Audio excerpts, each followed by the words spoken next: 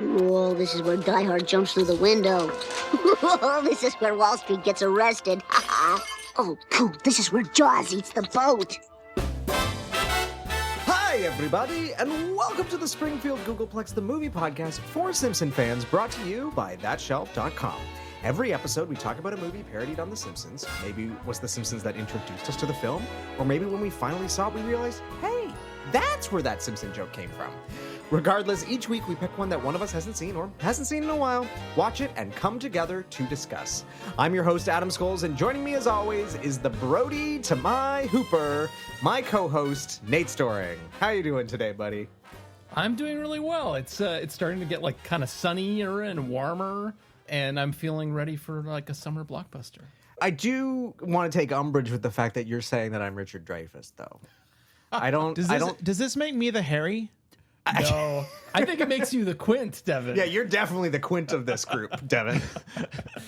I like Harry. I don't know. Okay, well, I mean, if you want to be Harry. And that voice that you hear is friend of the show, Devan Scott. We're so excited to have you back on the show to talk about an absolute classic that celebrates its 50th anniversary this year. Yeah, I mean, I ever since our last show, when you two were nice enough to like let me ramble about film form for like 2 hours and 44 minutes, I think was the final runtime. How could I refuse a return trip? So thank you so much for having me back. This is going to be a lot of fun.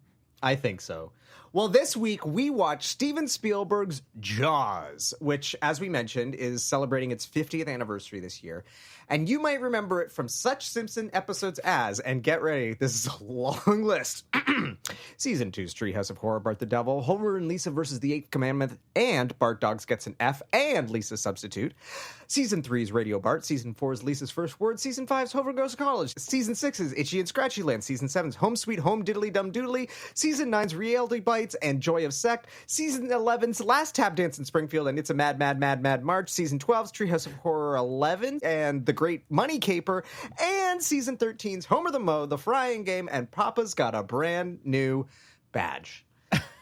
Wow. The thing I love about that list, Adam, is that I think the only one that you said absolutely perfectly was Home Sweet Home Diddly Dum Doodly, which I can never say for the life of me. So well done to you. Yeah, thank you. Thank you very much. All in all, it's one of the top 10 most referenced movies in the golden age of The Simpsons by the #1 most referenced director, which honestly doesn't come as that much of a surprise. Yeah. I mean, again, we know like the movies that are in like that top 5 is like The Godfather, Wizard of Oz, and certainly I think Jaws stands in that same pantheon. Yeah, absolutely. We'll get into it, but there are a couple elements in particular, and this is usually how it goes with these movies, that are just parodied again and again and again and again. And again and again and again. It's not like it's the whole movie. It's like a few key moments that really stand out. Totally. Well, the episode we chose to unpack today is maybe not necessarily something you would suspect based on that massive list, but we went with The Joy of Sect, Season 9, Episode 14, directed by Stephen Dean Moore, written by Steve O'Donnell. Showrunner was David Merkin in a Mike Scully season. This is Season 9, and it's kind of weird that way, where like a bunch of the other showrunners are producing. They come back.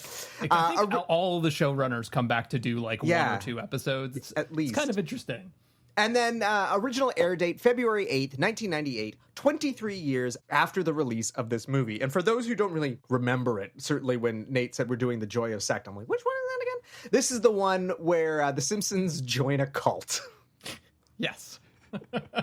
Is this one that you guys remembered? Like once you started watching it, were you like, oh, right, that one? Or was it Oh, yeah. Yeah. I think this was around the time when I actually started watching The Simpsons like contemporaneously. This was around that time. My first ever episode I watched, not as a rerun, was probably The City of New York versus Homer Simpson, which was the premiere of the season. And a banger. And I remember distinctly a few of these. I remember liking the principal and the pauper at the time. So, I was very young.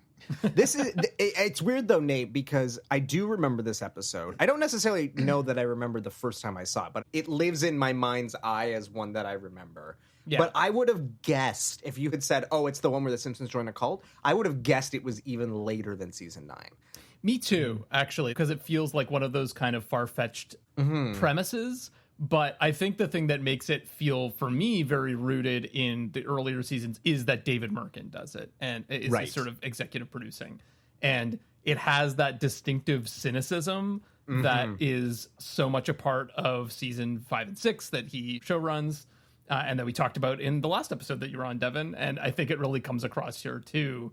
Like his whole take on cults and what sort of attracts people to them and all of that is pretty great. And I feel like this episode is taking a not too veiled hit on Scientology, but just veiled enough that Nancy Cartwright wasn't mad. In the She is a Scientologist, to my knowledge. In the commentary, they say that it's largely based off the Heaven's Gate cult. They do. The only other cults they mention now are the Jonestown one and Scientology. So it's some soup of those three, I guess. At least insofar as they were kind of allowed to talk about it, probably. Yeah, because I mean, the Scientology thing, obviously, like it existed at this point, but I don't think it really started to pop off until like the early 2000s. And certainly I think it was like that South Park episode really brought it into the public consciousness. Right. And then like there was Anonymous and all the leaks and stuff. So like this is still kind of early for Scientology, but watching it, that's the only thing that I could think of. Yeah, was like, well, all the alien must be stuff, I feel feels especially very the much alien stuff about Scientology. But yeah, although that was a big part of Heaven's Gate as well, was they were going to be taken into the sky. I mean, cults are weird. Blistonia. Yeah, exactly. The agrarian part especially makes me think though of like the Jonestown and all that, like the more like let's go off to like some like verdant agrarian paradise cults. Scientology is more about the ocean, I guess. Yeah. Did you guys watch that TV show Wild Wild Country? Yeah. Yes. I know, but I saw the documentary now parody. Also very good show. Yes. Yeah, I mean, so there are references to that cult in this as well, like the part where the car goes through the fields and and they like wave out the window with the gloved hand. There's footage of that in that documentary. I loved that documentary series. I thought that was edge of my seat sort of entertainment. Absolutely. Okay, but, enough about cults. We got to talk about Jaws. So, Nate, can you sort of talk us through the Jaws reference that we get in the episode? Yeah, so when Marge finally kind of breaks away and has her great escape, she goes to the church to try to get help so that she can get the rest of the family out of the cult. And who would be there but Willie, groundskeeper Willie, and he is scratching his nails down the like stained glass window to get Marge and Reverend Lovejoy's attention. And that is, of course, a reference to the sort of famous entrance of a character in this movie, Quint, who is our sort of Captain Ahab-like character, the shark hunter, that's going to help them actually finally track down Jaws. Is the shark called Jaws? I don't think they ever actually call it that in there, but can we call the shark Jaws? The rubber shark was called Bruce. Yeah, Bruce. Well, that's true. We could call the shark Bruce too. Yeah, that's fair game. So no, but I think Bruce is the actor's name, just like Moose is Eddie from Frasier, right? Like, so I like that. Yeah, yeah. Bruce playing Jaws. Yeah, exactly. So yeah, and even the speech that Willie gives. I'll kidnap him for 50, deprogram him for 100, and I'll kill him for 500. That's also sort of a reference to that scene of what Quint says he'll do with the shark. But yeah, that same scene has been parodied on multiple other episodes, which is one reason why we chose this one, because it's like one of the most referenced scenes in the movie. In Homer Goes to College, when Bart appears and helps them with the prank. So it's a prank you're looking for, is it? It's in Papa's Got a Brand New Badge, when Homer appears to the town and says, "You all know me. I've kept the streets safe for you and your children." And then Quint himself also appears in Radio Bart, promising that he can get the boy out of the well. With this hook and this hunk of chocolate, I'll land your boy, and I'll clean him for free. I'm curious, do you think the Bart moment, because the other two are a little bit different, but do you think the Bart moment, is that meant to be a parody, or is that meant to be Bart seeing Jaws and he's doing the bit to get the... You know what I mean? Like, it's one of these interesting moments where it's like, does Jaws exist in the Simpsons universe? And it does. Has Bart seen it? It does, because Bart watches it on cable when they steal cable. And he says, this is the part where Jaws eats the boat. Okay, so there you go. So maybe he's like, I'm going to do that thing I saw Robert Shaw do in that movie. Robert Shaw is Bart's role model, for sure. Yeah, exactly. Yeah. Totally. Yeah. Well, Devan, I wanted to ask you, I mean, in a movie that's remembered for being about a giant shark attacking people, what is it about this scene that you feel like The Simpsons is latching onto? Like, why this scene that they want to parody so much? Well, the Simpsons writers love cantankerous old men. They love they love middle-aged and older guys with like comical accents. They love types, right? And Quint is not a new figure. He's the old man in the sea. He's Captain Ahab. Like he's yar, he's a trope as old as time. And the Simpsons writers love timeless characters, archetypes, and tropes. And he's the most high-profile example that the audiences would know. And so to me, it makes perfect sense that they would go for that because, it's like the Conan thing, right? He loves basically comic types in the vaudeville era. So this is so in keeping with them. It is interesting, though, that they opt for Willie when they actually have a sea captain character. Yes. Or, is that too on the nose, maybe? Well, the sea captain has been Quint at least once, right? Like he in the houseboat scene, for example, right? Sea captain is kind of Quint in general. Again, he's that type. Yeah, he's sort of Quint / Ahab / sometimes Long John Silver. There you go, yeah. Yeah. He's floating between all sorts of different sea captains, I guess. Roy Scheider's character in Jaws is not so much an archetype. I don't know what lineage he falls into, but he's a nice family man and such. Yeah, totally. And it's funny, too, because they do actually also separately parody Moby Dick and The Old Man in the Sea quite a bit in the show as well. It's just that they have less remembered movie adaptations, more of them. So there isn't like one definitive take, but it's more just like the story. But Jaws obviously stands alone among those types of stories. Usually we wait to talk about the movie, but I felt like because this scene is so specifically what they're parodying, I thought we could kind of dive into this a little bit as well. So one thing I noticed rewatching it just before we got on the podcast is that it's like this town meeting scene, and Quint kind of appears out of nowhere in the scene. And one of the things I realized is that at the beginning, when everyone's filing in, the chalkboard that he scratches is completely blank. Oh. And then by the time he's scratching it, there's a drawing of a shark with a man in his mouth that I guess it's implied that Quint drew before he made his like dramatic entrance. So I thought that was kind of like a funny detail and kind of Simpsons-esque. That's great. I didn't notice that. I was reading my podcast e-friend Tim Brayton's, he's a frequent guest on the Lubit Show, review of Jaws, and he makes a great point that in this movie, Quint is a human Chekhov's gun. Mm-hmm. And so I did the math, and Quint disappears in this movie for like 45 minutes. He shows up once and then doesn't meaningfully appear again until over an hour in. That's wild. Yeah. They just drop him. Here's the character actor you all know. You forget about him, and then when he appears... You all know me.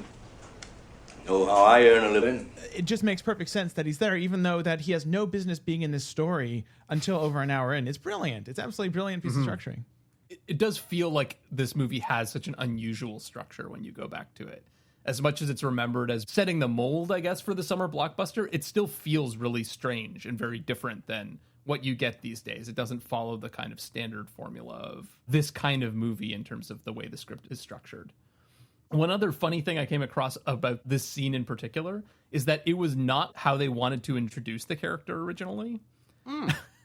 So in the original script, Quint was going to be introduced during a screening of Moby Dick. And he was going to be laughing and heckling the screen, kind of like... Sideshow Bob? Yeah, well, Sideshow Bob / Cape Fear, the remake of Cape Fear. Like, that was supposed to basically be his entrance. Interesting. But they couldn't get the rights to the movie because Gregory Peck owned the rights and didn't like his performance in the movie, so he didn't want it to be, like, shown again in any form. Weird. That is typical Gregory Peck. Absolutely typical. The Yeah, man's the most really self-conscious guy. It's great. Yeah. Yeah, I'm glad that happened because that kind of sounds bad. It sounds kind of maybe too on the nose, right? This is like a much more memorable, weird, unique entrance. Well, it's funny. We'll get into this, I promise. But it's not going to be the first time something like that comes up in the making of Jaws. Right. Sort of a famous part of the making of. All right. Well, should we dive into some of the other references in this episode? Yeah, because I myself caught a few rewatching it, and you've got quite a few here listed, including some new ones. So talk us through. Yeah. Okay. So one of the ones that is pretty fun is when Marge is like escaping from the cult. She runs across a series of alligators, which I haven't seen this movie, but I gather is a reference to Live and Let Die, the Bond movie. Oh, you haven't seen this one? No, I haven't. I know you really like this one. It's really fun. Yes, that is definitely a reference to James Bond escaping from Kananga's, I don't know if it's his lair, but yeah, he's tied up in a bayou with a bunch of alligators. And the craziest thing is that they did the stunt for real. And there's like footage. I mean, it's not Roger Moore doing the stunt, but there's footage from an alternate take where the guy slips and you literally see his foot go into one of the gators' mouths. And it's like this close to the dude losing his foot. But it was the 70s, and that's how you did stuff. Everything was done for real. Wow. Yeah, and in that same moment, we get a reference to the Prisoner TV show, so not a movie, but the whole like jumping ball that then attacks Mole Man. That's from, I think, the intro to that TV show. And Justice for All, Lisa's speech when she says, "He's wrong! You're wrong! The whole damn system is wrong!" That's obviously a line from that movie. Batman, again, this is one of those crossover ones where it's a reference to both Batman the TV show, but also applies to Batman the movie from 1966. So the montage of lawyers mobilizing is modeled off of course, the like classic Batman getting ready sequence and getting into the Batmobile. They also do sing the Batman theme, but that is not in the movie. As we discussed in that episode, weirdly, they replaced it with a different theme song. So we can't really say that's as much of a crossover. Batman! I mean, leader! One of the new ones that I found, rewatching it just for this episode, is a reference to Patton. When they go to the airport, I think it's the very beginning of the episode, Apu calls the convenience store owner at the airport a magnificent bastard. That phrase is from Patton. Oh, that's like what gives us that phrase, which now feels like very much a stock phrase, but that's what Patton calls Rommel in that movie. Plan 9 is one that you also, I think, probably have. The flying saucer, on a fishing wire, too. But I know that's been listed online as Plan 9 reference. I don't know if that can be considered a Plan 9 one or just if you've seen any B movies from the 50s, it's not uncommon. But the staging of the shot is very similar to one from Plan 9, so I'm inclined to give it the benefit of the doubt. But anyways, that's the one I spotted. Totally. Yeah, exactly. We have like a few mystery references here. That's one that I had under kind of mystery reference for exactly the reason that you just said. It's like, there are other movies that look like that. I have not seen Plan 9 from Outer Space, so I will take your word that it's sort of similar staged. You gotta. Yeah, you gotta see that, Nate. I know. Well, we should do it on the show. That's a perfect candidate. Because they do a couple references, I feel I will say, though, if we were to do it on a show, we'd have to be in the same room because it is a movie that is best enjoyed with other people because you can sort of laugh and enjoy the terribleness of it together. Yeah. But I find like movies like that when you watch by yourself, if you don't have like someone else to enjoy it with, you kind of are just like, why am I watching this bad movie? Right. So fair enough. It's bad, but also like it's a unique bad movie in that it's weirdly inspiring. I find it very actually touching in a very funny way, but I'm also a big weirdo. I get that. That makes sense to me. There was some passion that went into it, even though it's bad. Yes. Okay, hover bikes. So we had a back and forth when we were prepping for this. Is that a reference to E.T., do we think, or Back to the Future Part 2? So flying bikes, E.T., Moon, or Back to the Future Part 2, hoverboard. Yeah. My vote is still Back to the Future, but it's one of those like nebulous things where it might not be a reference to anything. Right. It's just the kind of thing that, if you said that to kids, they would want that. And I mean, it gives you one of the best line readings in the whole show when they're like, who do you love? Hover bikes! Hover bikes! Close enough. Yeah, that's a great moment. Yeah, I don't know. I don't think there's a way to resolve that one except to talk to a writer and be like, so what's the deal with that? Was that a reference? Was it just like you came up with? I have no idea. I found that such a weird moment in the show. I think part of why it feels like a reference is it's too specific and out of left field to not be a reference, because I'm like hover bikes, because that's germane right to the show. But so it feels like it ought to be if it's not. Yeah, and I feel like this happens a lot with these types of themed episodes where they start pulling from a certain kind of genre of movie. And it feels like they're pulling from a lot of sci-fi movies in this episode, which we'll talk about momentarily, but that seems to be one of them where, to me, I would guess more E.T. because of the alien theme. That's sort of my argument for that, but hard to know. But the difference there is that the bike, this is being really pedantic, but like the bike isn't technically a hover bike. It's flying because of E.T. It's not like he owns a hover bike, whereas in Back to the Future, he literally has a hover board. That's true, but it doesn't. Can I make a very complex counter argument to the Back? I also think it's Back to the Future Part 2. But can I give my best counter argument? There are no hover bikes in that movie. Okay, that's valid. Yeah, that's a good point. They could have done a hoverboard, and then it would have been like, okay, clearly. So a couple other sci-fi references. I feel like the way the UFO is depicted in this episode seems to be inspired by Close Encounters.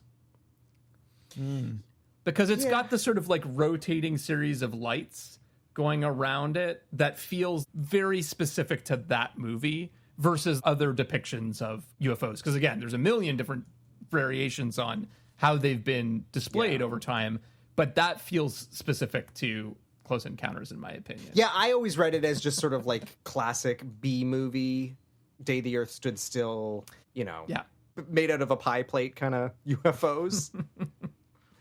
This does fall into that category for me of like, what is the line between reference and just like, I was discussing with a good friend of mine just before recording this, like, what the hell can I say about Jaws? Yeah. And he said to me, the thing you got to remember about the Simpsons writers is that they're all boomers. Yeah. And for me, the vessel resembling Close Encounters, is that a conscious reference, or is that just the Simpsons writers and animators are all boomers and that's their frame of reference for a UFO? Right. Yeah. So it's sometimes tough to tell. Totally. Yeah, like is it an intentional? It. Yeah, is it an intentional reference, or is it just that has become the de facto image that is used in media, and therefore it wasn't intended as that, but if you were to actually trace its origins, it might lead back to something like Close Encounters. Yeah, I would also say too, the Day the Earth Stood Still definitely was something that came to mind, and more so for me, it was like the spaceship kind of looks like the one from that. But more so, it's the score in that moment. Mm-hmm. It's sort of going into that territory where you're like, as you were saying, Devin, it feels like it's going outside of the normal vocabulary of The Simpsons. And I was sort of doing some comparisons, and it does sound a bit like The Day the Earth Stood Still.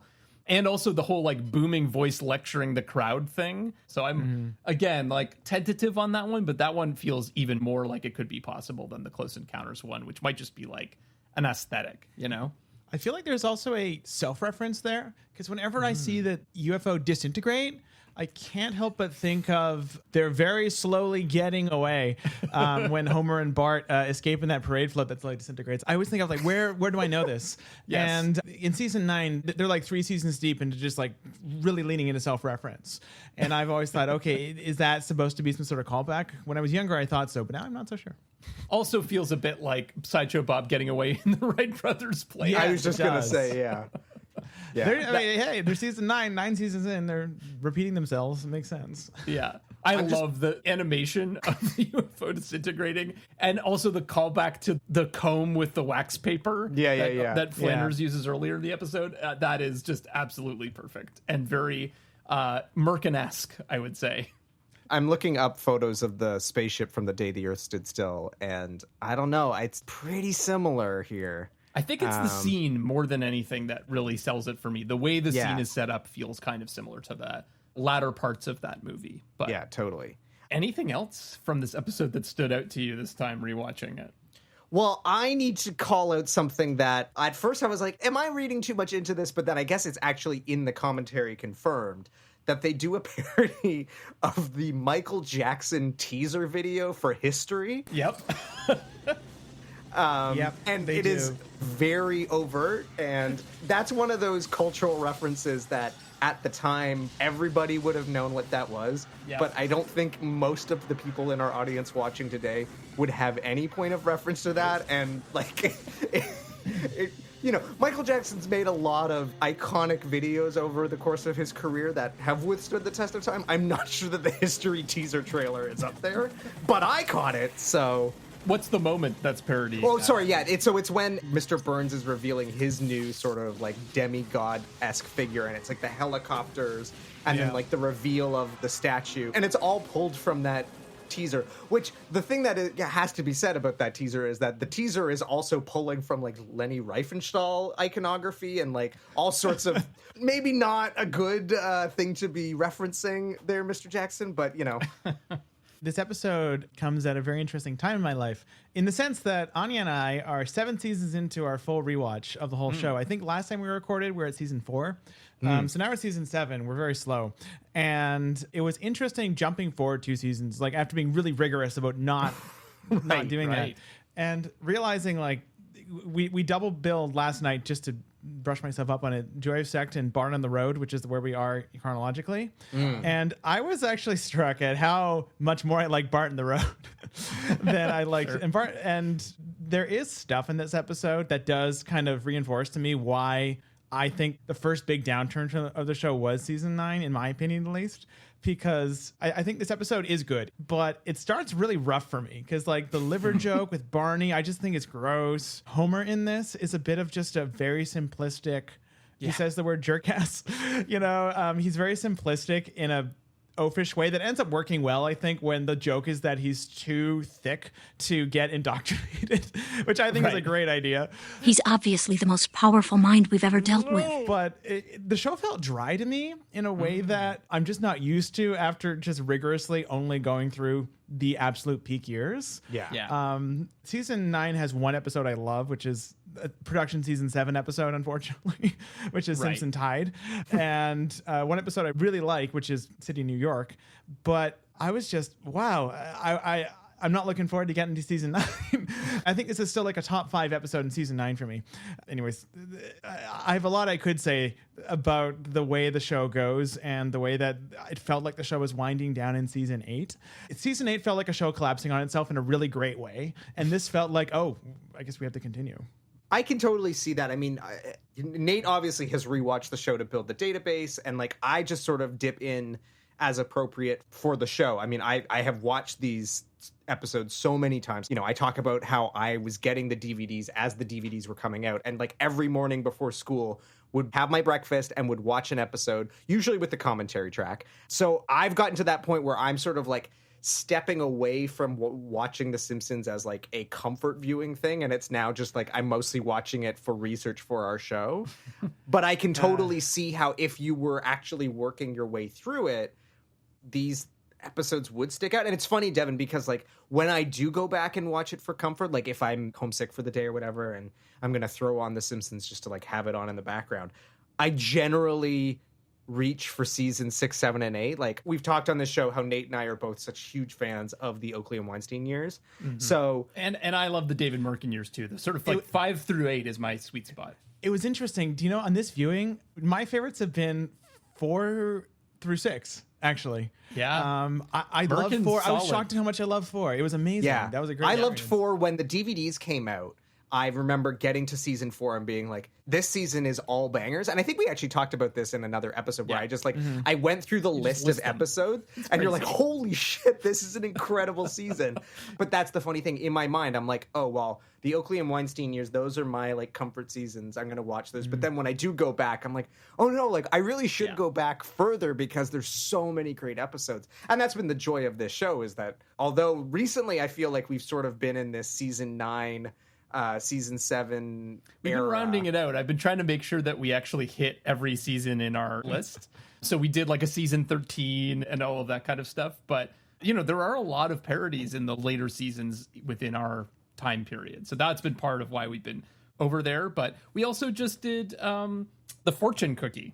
Which was an earlier episode. Very true. But to your point, Devin, I think one of the things that I was struck by was like, the Homer, when is this free weekend? Which has like very much the Mr. Thompson, like Homer's pretty stupid kind of thing. How much is this free resort weekend? It's free.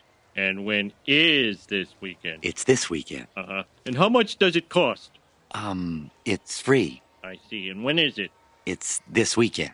And what are you charging for this free weekend? Come on, Dad, the team's arriving. We're starting to get to that point where, and this is a major complaint from lots of people, this is not an original complaint, but like Homer starts to get a little too dumb. Like it just stops being believable. And like there's a lot of that in this episode of like, okay, like I know it's a cartoon, but even this is bordering on like plausibility.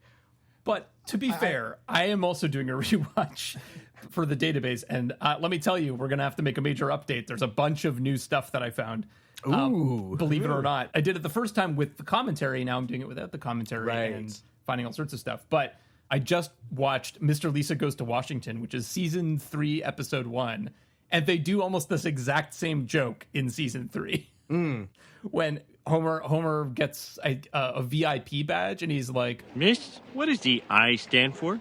Important. Ooh, how about the V? Very. Oh, and Miss, just one more question. Person. It was interesting seeing, because I also rewatched Bart's Dog Gets an F, because I think it was your note about the reference in that on your website.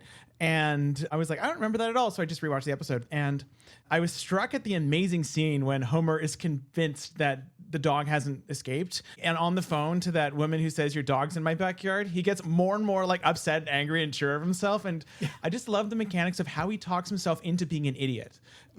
He digs himself deeper and deeper as he's like, they carefully stage. So he walks across the room closer and closer to the window, and he immediately realizes he's wrong. And there's a great arc there. And then, fast forward a day later, I'm watching Joy of Sect, which again, good episode, but Homer is just, so many of the comic beats with him are just one note of just, he's an oaf. And it's just, that's the beginning and the end of it.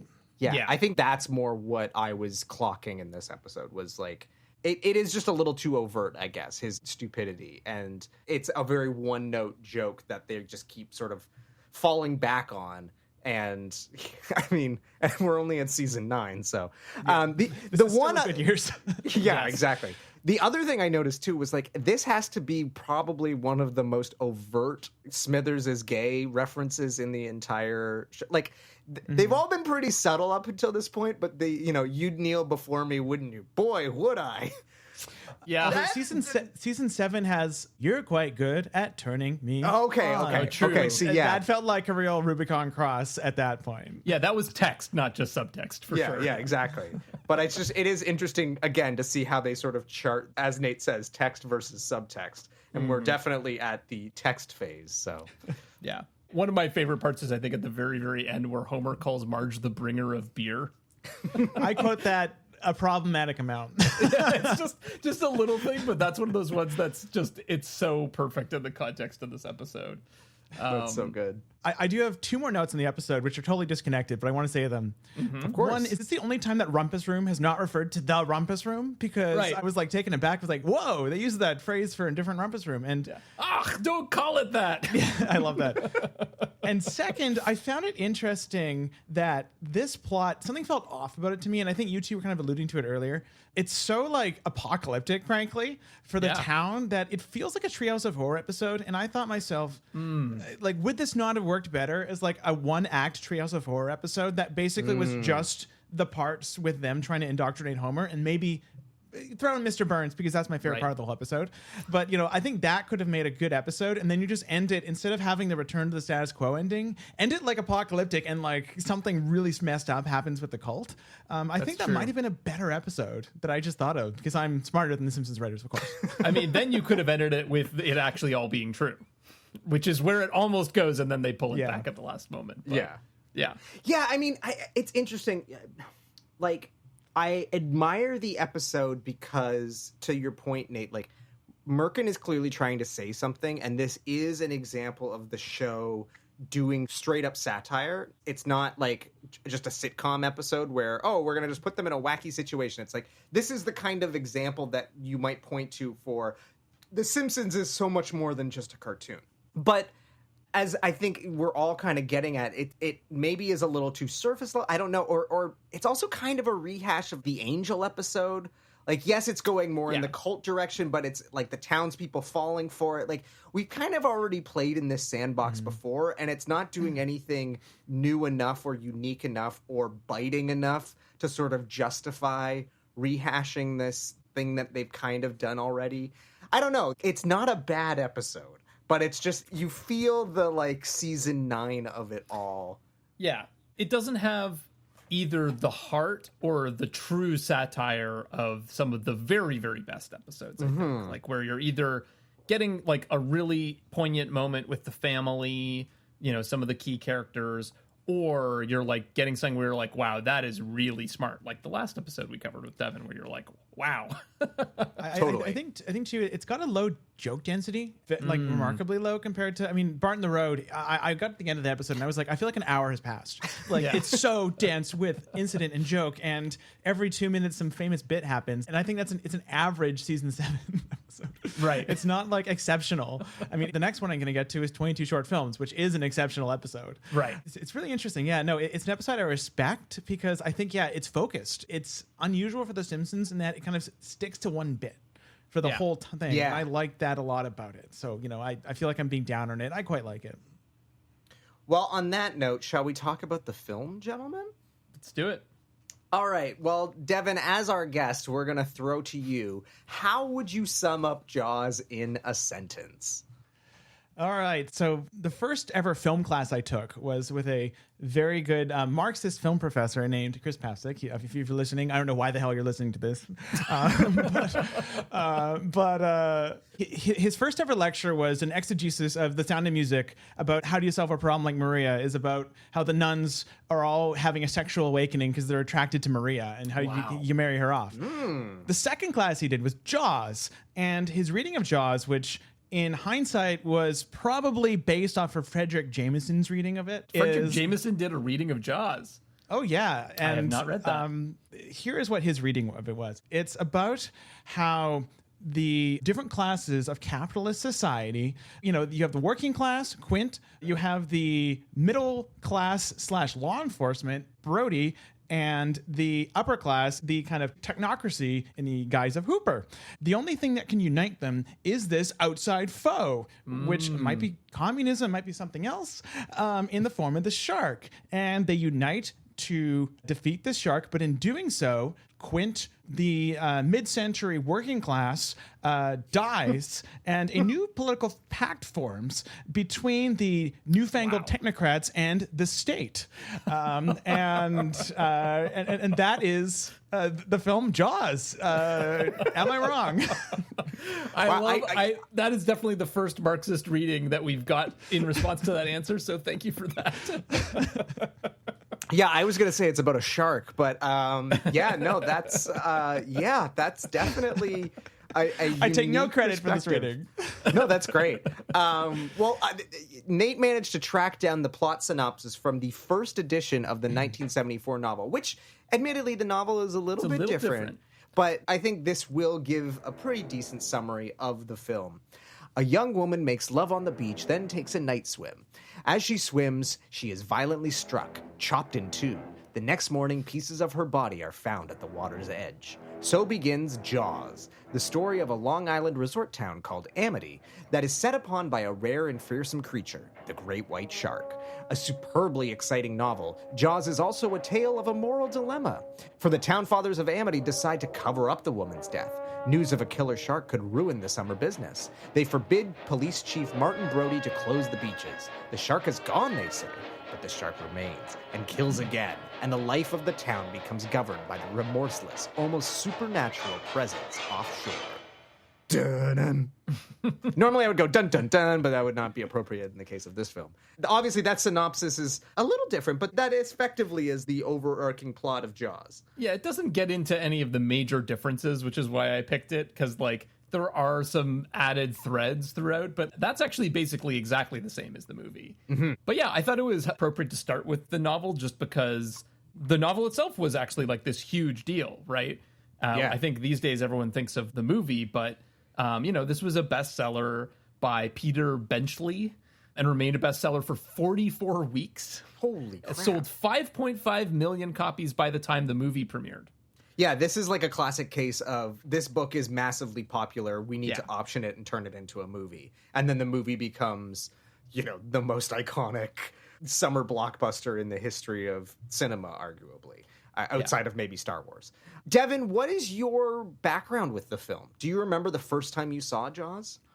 You know what? I think I probably saw it a few films, at bits and pieces on AMC over the years, but I do remember the first time I saw a reference to Jaws, which is how I first encountered Jaws, which is not The Simpsons. And you might be able to guess which movie I'm talking about. Is it Airplane? It is Airplane. Hell yeah. The opening, I run a home trivia every year, and I boondoggled them with my score trivia, where I played the opening cue of Airplane, and you have to guess what movie it's from.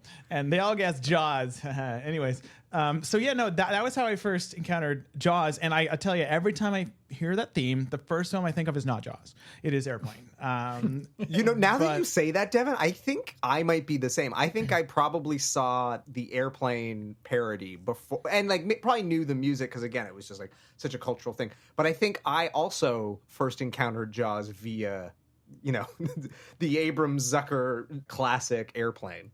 Yeah. Not me. I still have never seen Airplane. Oh, well, okay. Actually, you know what? You gotta... Okay, do this. Double bill Airplane and the 1957 film 0 Hour. Okay. Do not watch Airplane until you have located 0 Hour and can double bill them. Each of them is less than 80 minutes long. Not that long of a double bill, but no further explanation. Just watch those two back to back in any order, okay? In any order. Trust me on this. But every time Jaws starts and it's not like a shot of clouds, I'm actually a little surprised because those two things of osmosis to me. So it's, my mind is a mess. But so my first time I actually watched the whole film might have been like Unbroken, not on AMC, was probably actually film school a few minutes after I heard that Marxist lecture. Right. Yeah, I'm kind of similar, weirdly. I feel like I've probably caught bits and pieces of it over the years, definitely. And probably was most familiar with it through The Simpsons. Figuring out that the scratching scene was from this movie was definitely one of those like aha moments for me. The first time I remember actually seeing the whole thing all the way through was actually in theaters a couple years ago when it was playing at like one of the local cinemas, which was great. It was great to see this in theaters. But before that, I really can't remember when I would have seen it, to be honest. It was just one of those things that was always around, always on.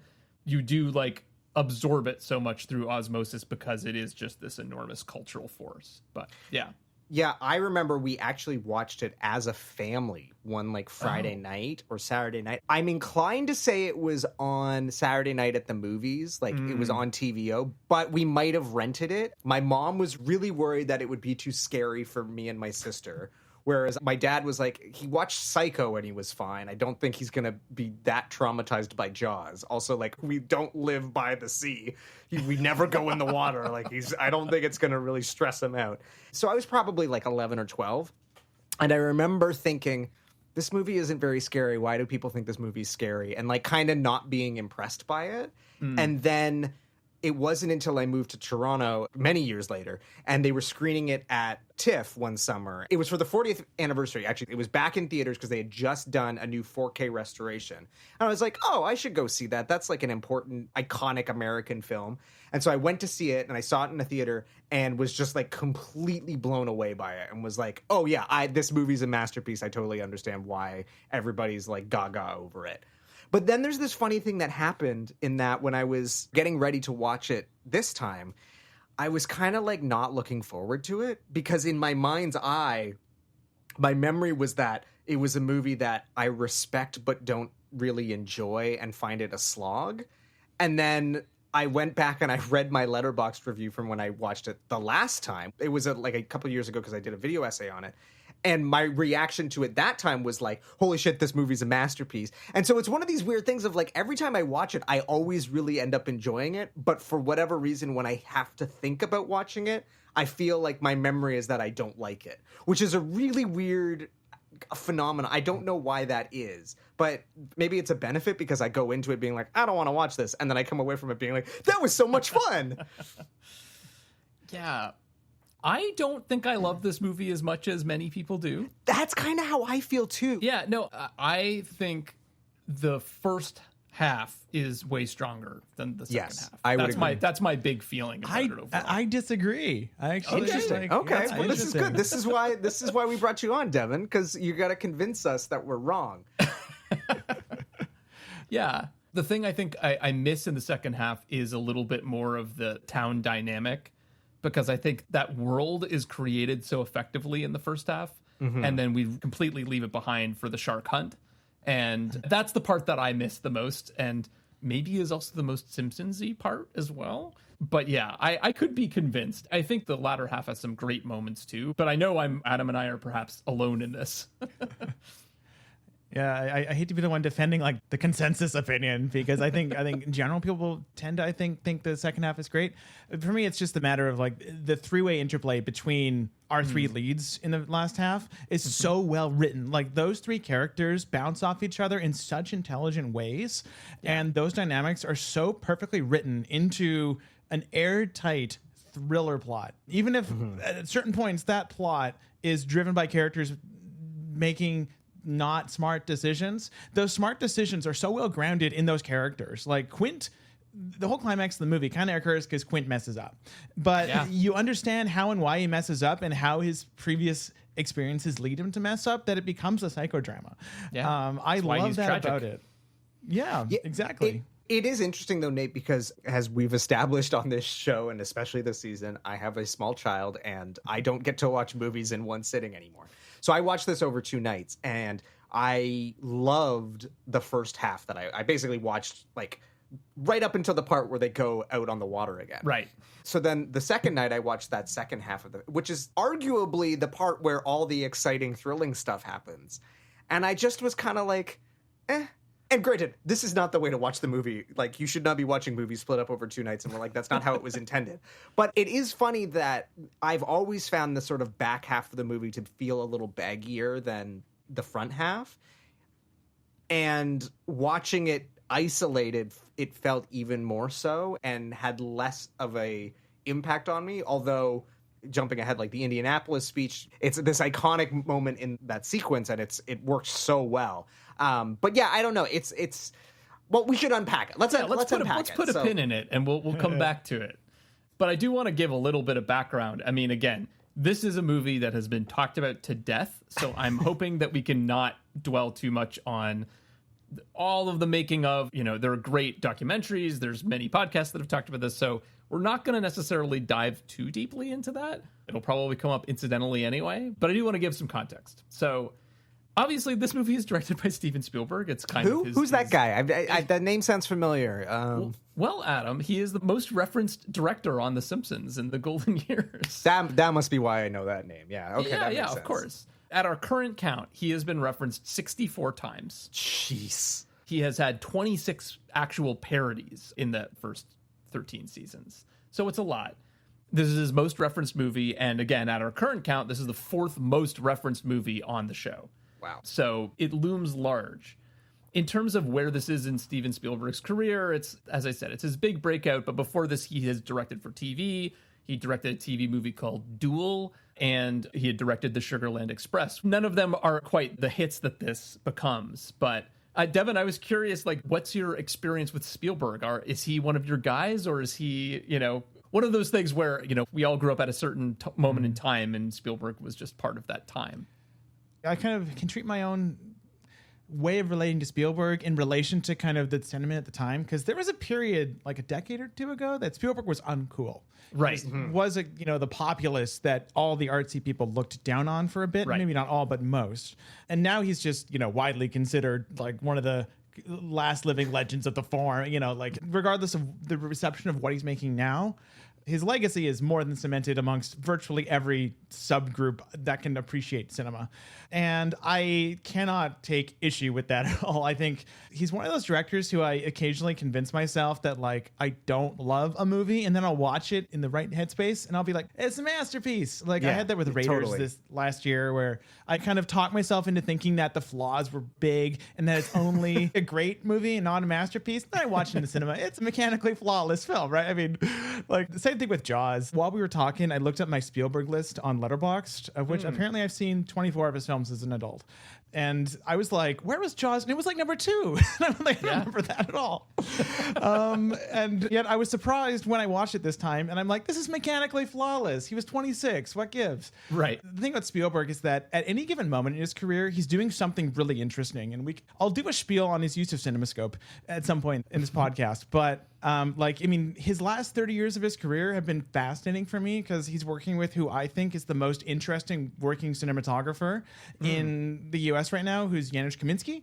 Everything before that, any given film has something fascinating going on, even always, right? Yeah. And so at the very least, he's a filmmaker who has never rested on his laurels. He's constantly inventing new ideas for shots. He's clearly some sort of genius.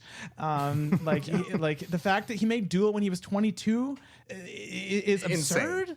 He directed Columbo at 20. I mean, this is, again, old hat. I feel like nothing I've said before, you can just control F a blank check episode, and probably Griffin Newman has said it. But the guy clearly lives and breathes cinema. He's like the closest thing we have to like a modern John Ford, at least formally. And I can't say anything negative about the guy except that Crystal Skull is a profoundly ugly looking movie. Devan, remind me you're not supposed to ask this, but how old are you? I'm 34 years old. Okay, so you're actually younger than us. By a little bit. Because where I'm going with this is, Nate, correct me if you feel differently, but like we kind of grew up after peak Spielberg era, Spielberg's 80s where he was like unstoppable. We weren't alive for. More my brother's time. He's 6 years older. So like for me, Spielberg has always been present and making films as long as I've been alive and making big, huge movies. It's not like Coppola where he was like really, really famous and then he kind of just went off in his own little world and made like weird artsy movies for 20 years. Like Spielberg has just been a presence for as long as I've been around. But because I missed like that 80s period, he's kind of been in the background for me. And like I famously did not see Jurassic Park until I was in my 20s. Like I was just never a Spielberg guy. Like it's only in recent years that I've come to appreciate his talent. Like obviously I saw Raiders as a boy and like loved it, but I loved it because it was like a fun adventure movie, not because I thought it was like incredible filmmaking, which it is. To a degree, that's still why Raiders is my favorite, right? Because it's Harrison Ford punching Nazis. I mean, come on. Right. Let's not I mean, I'm a Last Crusade guy, but that's because you get Harrison Ford punching Nazis and Sean Connery. Douglas so it's Slocum was off his game in that one. but I guess where I'm going with this is like and it's interesting you referenced Blank Check. They're obviously like right now as we're recording this, they're doing a whole Spielberg series. So I've been going back and revisiting some of the like ones that I've missed, or at least the ones that I've missed that I care to watch. Like I'm not watching Empire of the Sun or 1941. But the thing that I've heard so many people say over the years is like Spielberg is a master of blocking. And I was like, okay, I'm going to watch for that. And then when you do, and you actually sit there and you look at how he blocks his scenes, you're like, yeah, no, this guy is a fucking genius. Like, how does he do this? And this movie is full of that. It's clockwork. It's like fine Swiss clockwork, right? It's marvelous. And I don't know if you two had this moment, but there was definitely a moment where like a modern Spielberg film hit me and I got it. And that was 2012 in Lincoln. That was the film where I was like,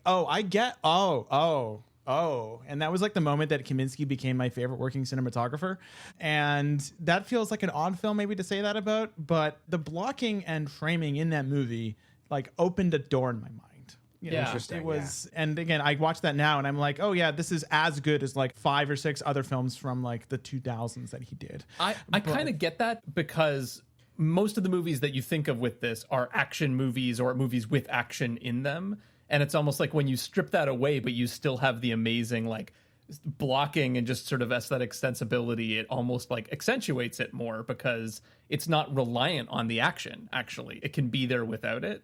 And again, you see that in this movie with all the town scenes. Like they're all as equally brilliant in terms of the way they're blocked and shot as the stuff on the boat, right? And like going back to the Quint scene, like that's a classic one where it's like, the way that shot comes through the crowd and the crowd is moving to the side and it reveals Quint and then it pushes in on Quint as he's giving his speech and ends in a close-up. It's like, it happens seamlessly. And if you're not looking for it, you probably won't notice it. But that took a lot of effort to get that to work perfectly, I think the one that unlocked it for me, Devan, was, and this will maybe come as no surprise to anyone who's been listening to the show long enough, is West Side Story. A film that I was like, why are we doing this? Does this need to exist? And then I saw it and I was like, it's pretty good.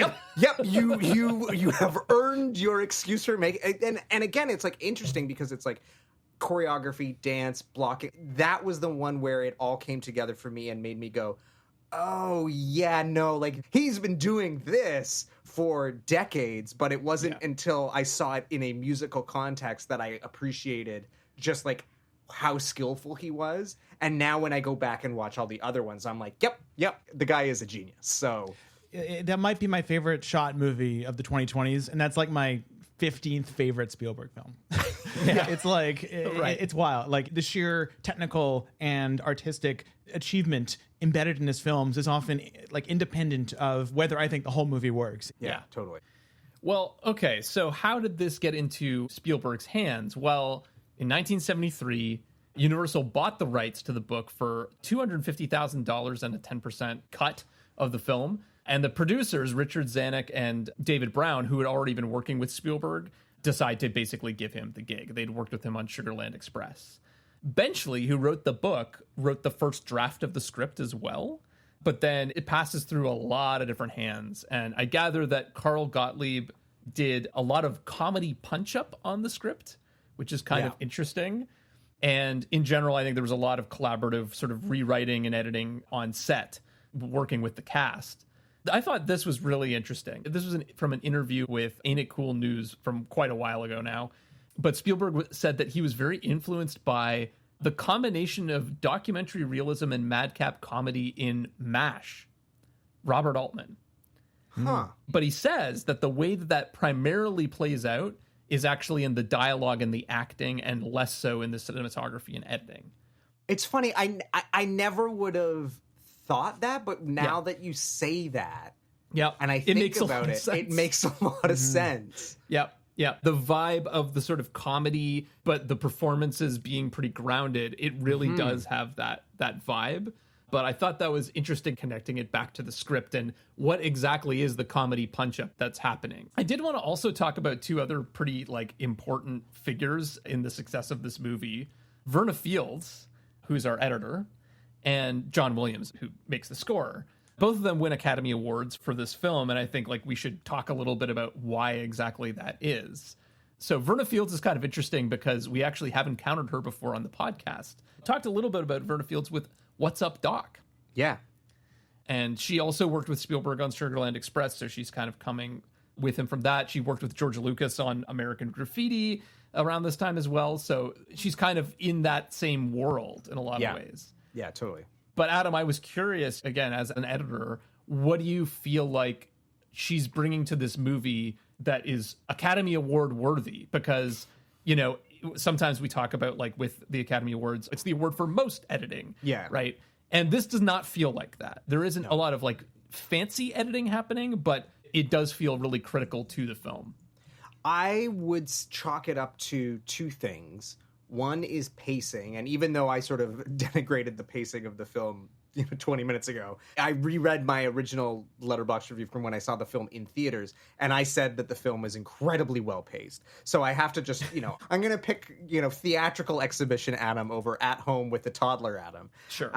But I also think it's in the construction of tension. That was the thing that really struck me, and it's the scene at the beach where we've sort of established, okay, there is a shark in the water, and we're going to keep teasing you into thinking, oh, this is going to be the attack. Nope, This isn't the attack. And it's that thing that our film teacher taught us about, when he would grab his meter ruler and he would start to, and again, this is so hard to describe on an audio podcast, but he would start to bend it. And he said, if you just keep bending it and it snaps, that's nothing. But if I bend it a little bit and then I release it, and then I bend it a little bit more and then I release it, and then I bend it just a little bit, and then I release it.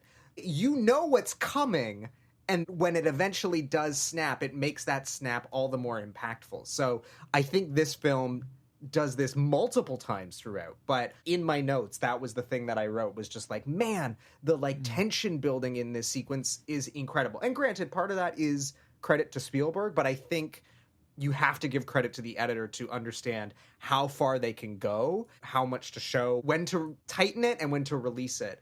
That, I have to imagine, is what the Academy is reacting to. Mm-hmm. I have one other alternate theory, too. And I mean, I think you're 100% correct, but I think there's another element here. And it has nothing to do with the quality of the finished film.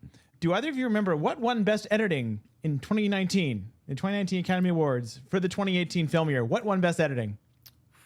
Oh God, I can't even remember. This is the problem with the Oscars. It's like, okay, so I got to think answer about them. Was Bohemian Rhapsody. Oh, Jesus. And the film with famously bad editing. And the reason why it won was an open sequence. And again, there's no way to confirm this, but the kind of water cooler talk is that it was an award for John Ottman for rescuing that mess of a production. Right. Sure. And Jaws was, before it became the biggest film ever, it was most well known in Hollywood for being an absolute disaster of a production. It had, over 150 shoot days. Yeah. Even Spielberg, to this day, swears up and down that the footage that Fields was getting was an absolute mess of tiny short ends takes that would work for 10 seconds because they were on a boat. Yeah.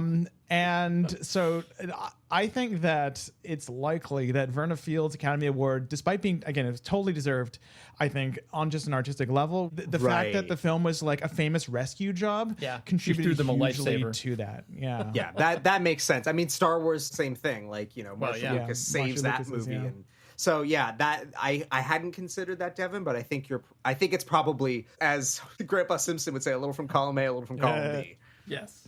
Yeah, and I think John Williams is, to a certain extent, part of the rescue job, and that's part of the Academy Awards narrative, but also an iconic score unto itself that, in the absence of shark special effects, again, famously very, very hard for them to actually get it to work and so on, it is what gives the personality to the shark, right? Mm-hmm. And kind of makes you imagine the monster in a lot of ways and makes it more than just a notable absence on the film. You kind of feel it.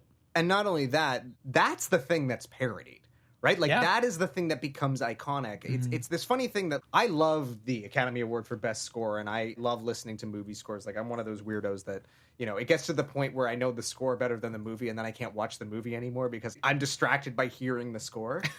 But if you think of most of the scores that win Best Score over the last 20 years even, outside of maybe Lord of the Rings, if you 22 years ago, I can say yeah. So if you hear those scores, you're not going to necessarily identify with them or immediately have an iconic reference from them that you could make a parody that everyone would know what you're doing. But John Williams scores, you can do that. And to that man's credit, the man writes themes like no one else. And as I said, the parodies of Jaws 9 times out of 10 are either going to be just straight up using the score or using a sound-alike to the score, and people are like, oh, Jaws. Yeah, just like the movie, you don't have to even show the parody. All you need is the music, and you instantly know what it is. Exactly. And I've said this before, but I think that's the magic of John Williams, is that you can imitate his scores. I think that's huge, that humans can just, with one melody or one moment, you can imitate it, and you know exactly what it is. I finally watched the making of Jaws, the kind of 2-hour long special feature. And my favorite part of it was, there's 2 great parts of it. One is Spielberg filming Verna Fields as she works in the most kinetic way imaginable. And I'm like, wow. Come on, man. Stop showing off. But John Williams actually, he does a little breakdown of his score that I never thought of, but is fascinating. He talks about how the score teaches you how to watch the film, because for the first half of the film, the score only plays when the actual shark is in the water. So the first half, you can always know when the shark's not there if everyone is panicking and there's no score, right? And that's brilliant. But in the second half of the film, he specifically saves this trick for 3/4 of the way through the film. The shark attacks and the score does not come. So that's the moment when we're going to need a bigger boat, right? Right. There's no build up to it. And he said that makes it much scarier. That makes it into an actual shock because there's no dun dun dun dun dun dun. Right. And I was like, that's absolutely brilliant. That's wonderful. And the opposite of what you typically get, right? Of the sort of sting of music that's signposting the scare, instead the Mickey Mousing, as it were. The Mickey Mousing, yeah. Yeah. This arrived to me while I was watching it last time, but then I realized everyone ever had said this. But I did not realize until this year that the score is clearly heavily influenced by the Psycho score by Bernard Herrmann. Not the but the main theme of the film. Yeah. and I cannot believe it took me 20 years to put those two things together. So, joke's on me. On that, there's subject, a lot of Hitchcock in this movie. Oh, yeah. Including the thing that we're going to talk about a bunch. I will say it's interesting. I made a short film in the 10th grade. Nate, I don't know if you even remember this one because this was before your time. Yeah. But there's a piece of classical music that starts with that same sort of dun dun, and like Williams acknowledges that he kind of ripped it off from that. And so we needed to do a scene of like tension building in our movie, and so we just used like the original classical score.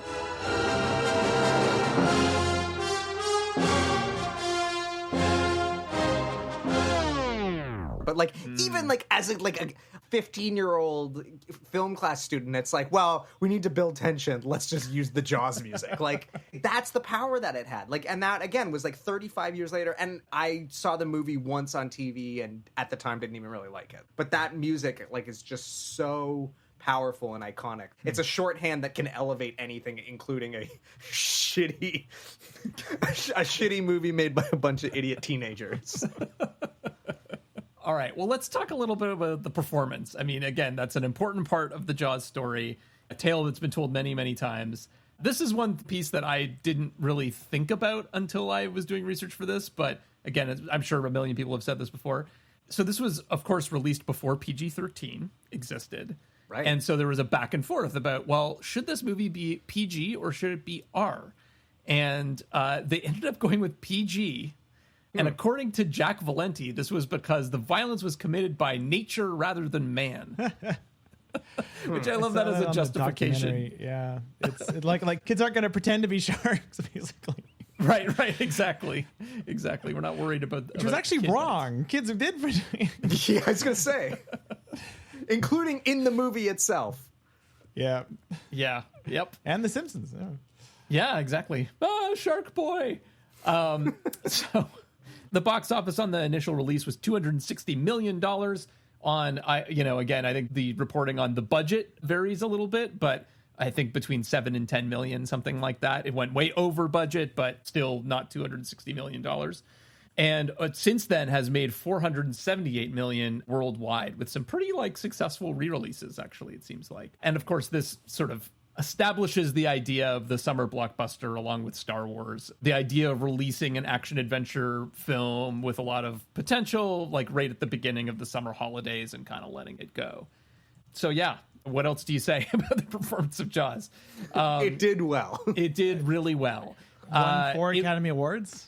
Yeah. It won 3, nominated for 4. But not. You two have seen the famous clip where Spielberg realizes he didn't get nominated for Best Director. Yeah, I didn't get it. I got beaten up by Fellini. One of my favorites. Which, I mean, fair enough. If you're gonna get beaten by anybody, yeah. I say if you're 27 years old and you're whining about being beaten up by Federico Fellini, I think he had some growing to do. Yeah, for sure. Probably a pivotal moment in his life, honestly. Who directed the movie? The Shark? Sorry, I could quote that. Well, before we sort of dig into the rest of the film, because again, Devan, and you've alluded to this, what is there to say about Jaws that hasn't already been said 1,000 times by people more intelligent than we? We could lie.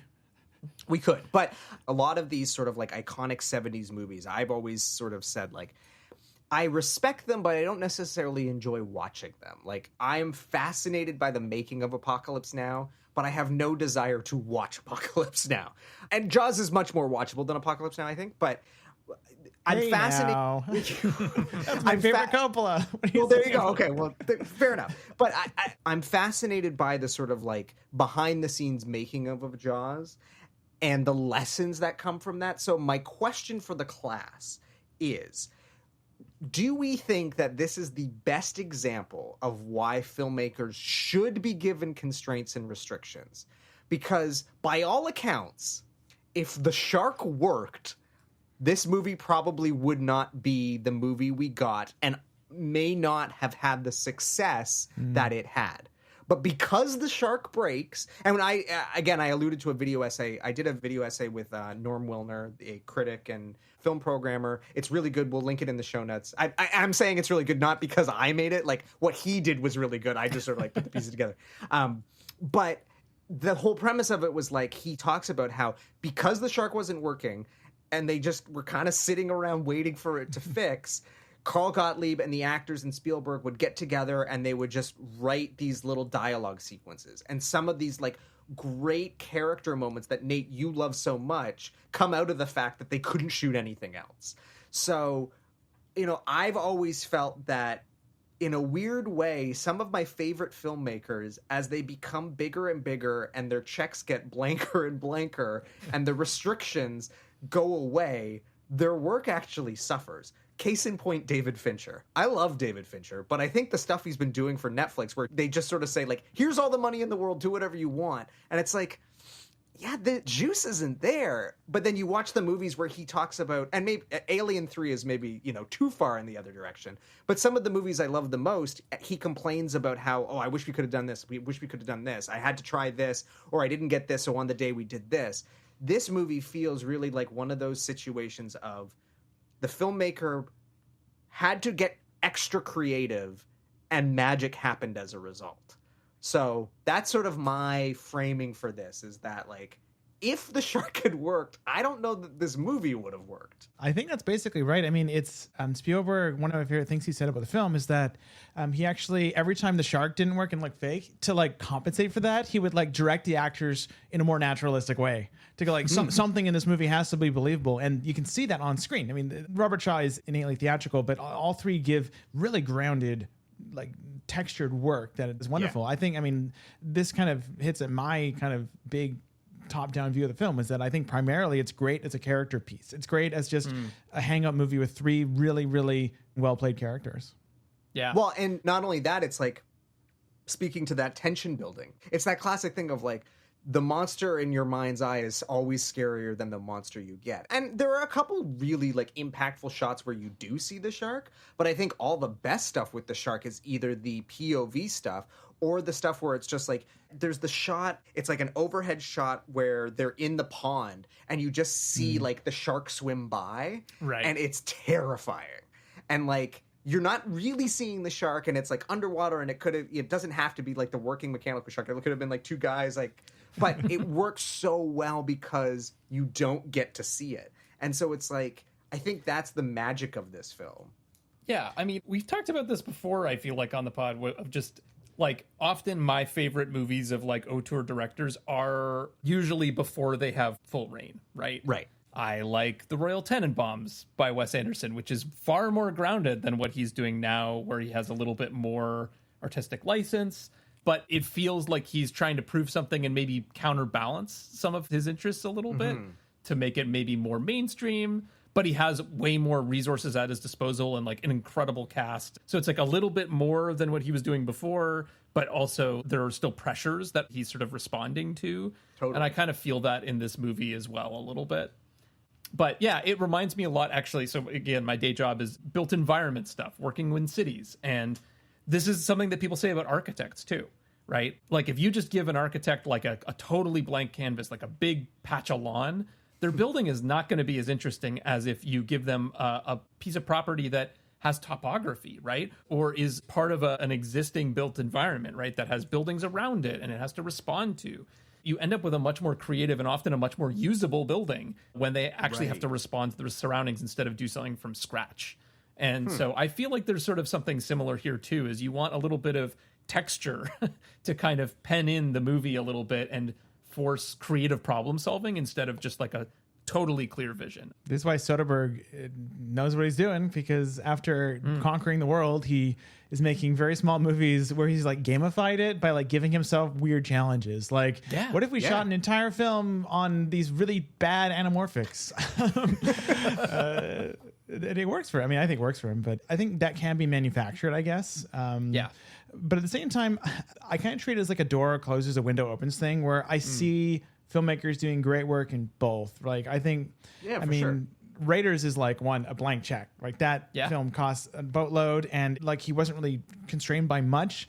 And that's my favorite of his films. But at the same time, he's never quite made something like Jaws or Duel. I think Duel is one of my favorite of his films too. And that's even more constrained, right? That's a film where he had to shoestring. It's interesting, Devin, because, you know, with Raiders, and like this is a famous story, and who knows how true it is, but like one of the most iconic moments in Raiders is the famous scene where the swordsman shows up and he shoots him because Harrison Ford had dysentery and they just wanted to get the shot to. It's another example of like, we have this challenge, let's come up with a solution, and it creates the most iconic moment in the movie. And but it's even like going back to your comment about Soderbergh too, like in some ways that movie is them gamifying things as well, right? Of them being like, like it's not just an idea, it's kind of like reviving a genre in a way that didn't make any sense at the time. Yeah, like what if a feature film was paced like a serial and had like 13 acts, basically, right? Exactly. And so it's like that also is kind of like a filmmaking challenge that's sort of creating these constraints that are artificial, but like they put them on themselves, and I feel like the movie definitely benefits from that. If only George had given himself more constraints, because oh boy, when he cashed in those blank checks in the 90s, it didn't go so well. Well, it's I think it's the film director version of kink, right? It's like, they got to find some new way to, it's a thing where it keeps people fresh and making new decisions instead of falling into old patterns, right? Right. And I think the directors I love find ways to throw a monkey wrench into their kind of stasis. And that's what Altman was basically doing throughout the entire 70s, which was that he would just, every single film was an attempt to do something he hadn't tried before. Totally. I want to talk a little bit about the cast and the characters, because obviously, again, the shark was broken, so we're going to have to spend a lot of time with these people. And I want to start with the guy who, at the time when I first saw this, I would have had no idea who he was, and has subsequently, mostly because of all that jazz, become one of my favorite actors of the 70s. Same here. Roy Scheider. Exactly. Roy Scheider as Brody. I mean... Every time I watch this movie, I am struck by just what an incredible performance it is, but maybe one of the least showy performances ever.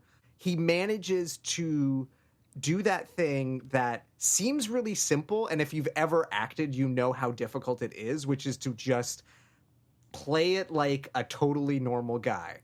Again, you sort of said it, Devan, how like Robert Shaw is kind of chewing the scenery and is kind of being theatrical, and like Hooper gets all the jokes, and then like Brody is sort of just like the straight man, but like that is so much more challenging than what those other two guys are doing, because he's the audience surrogate essentially.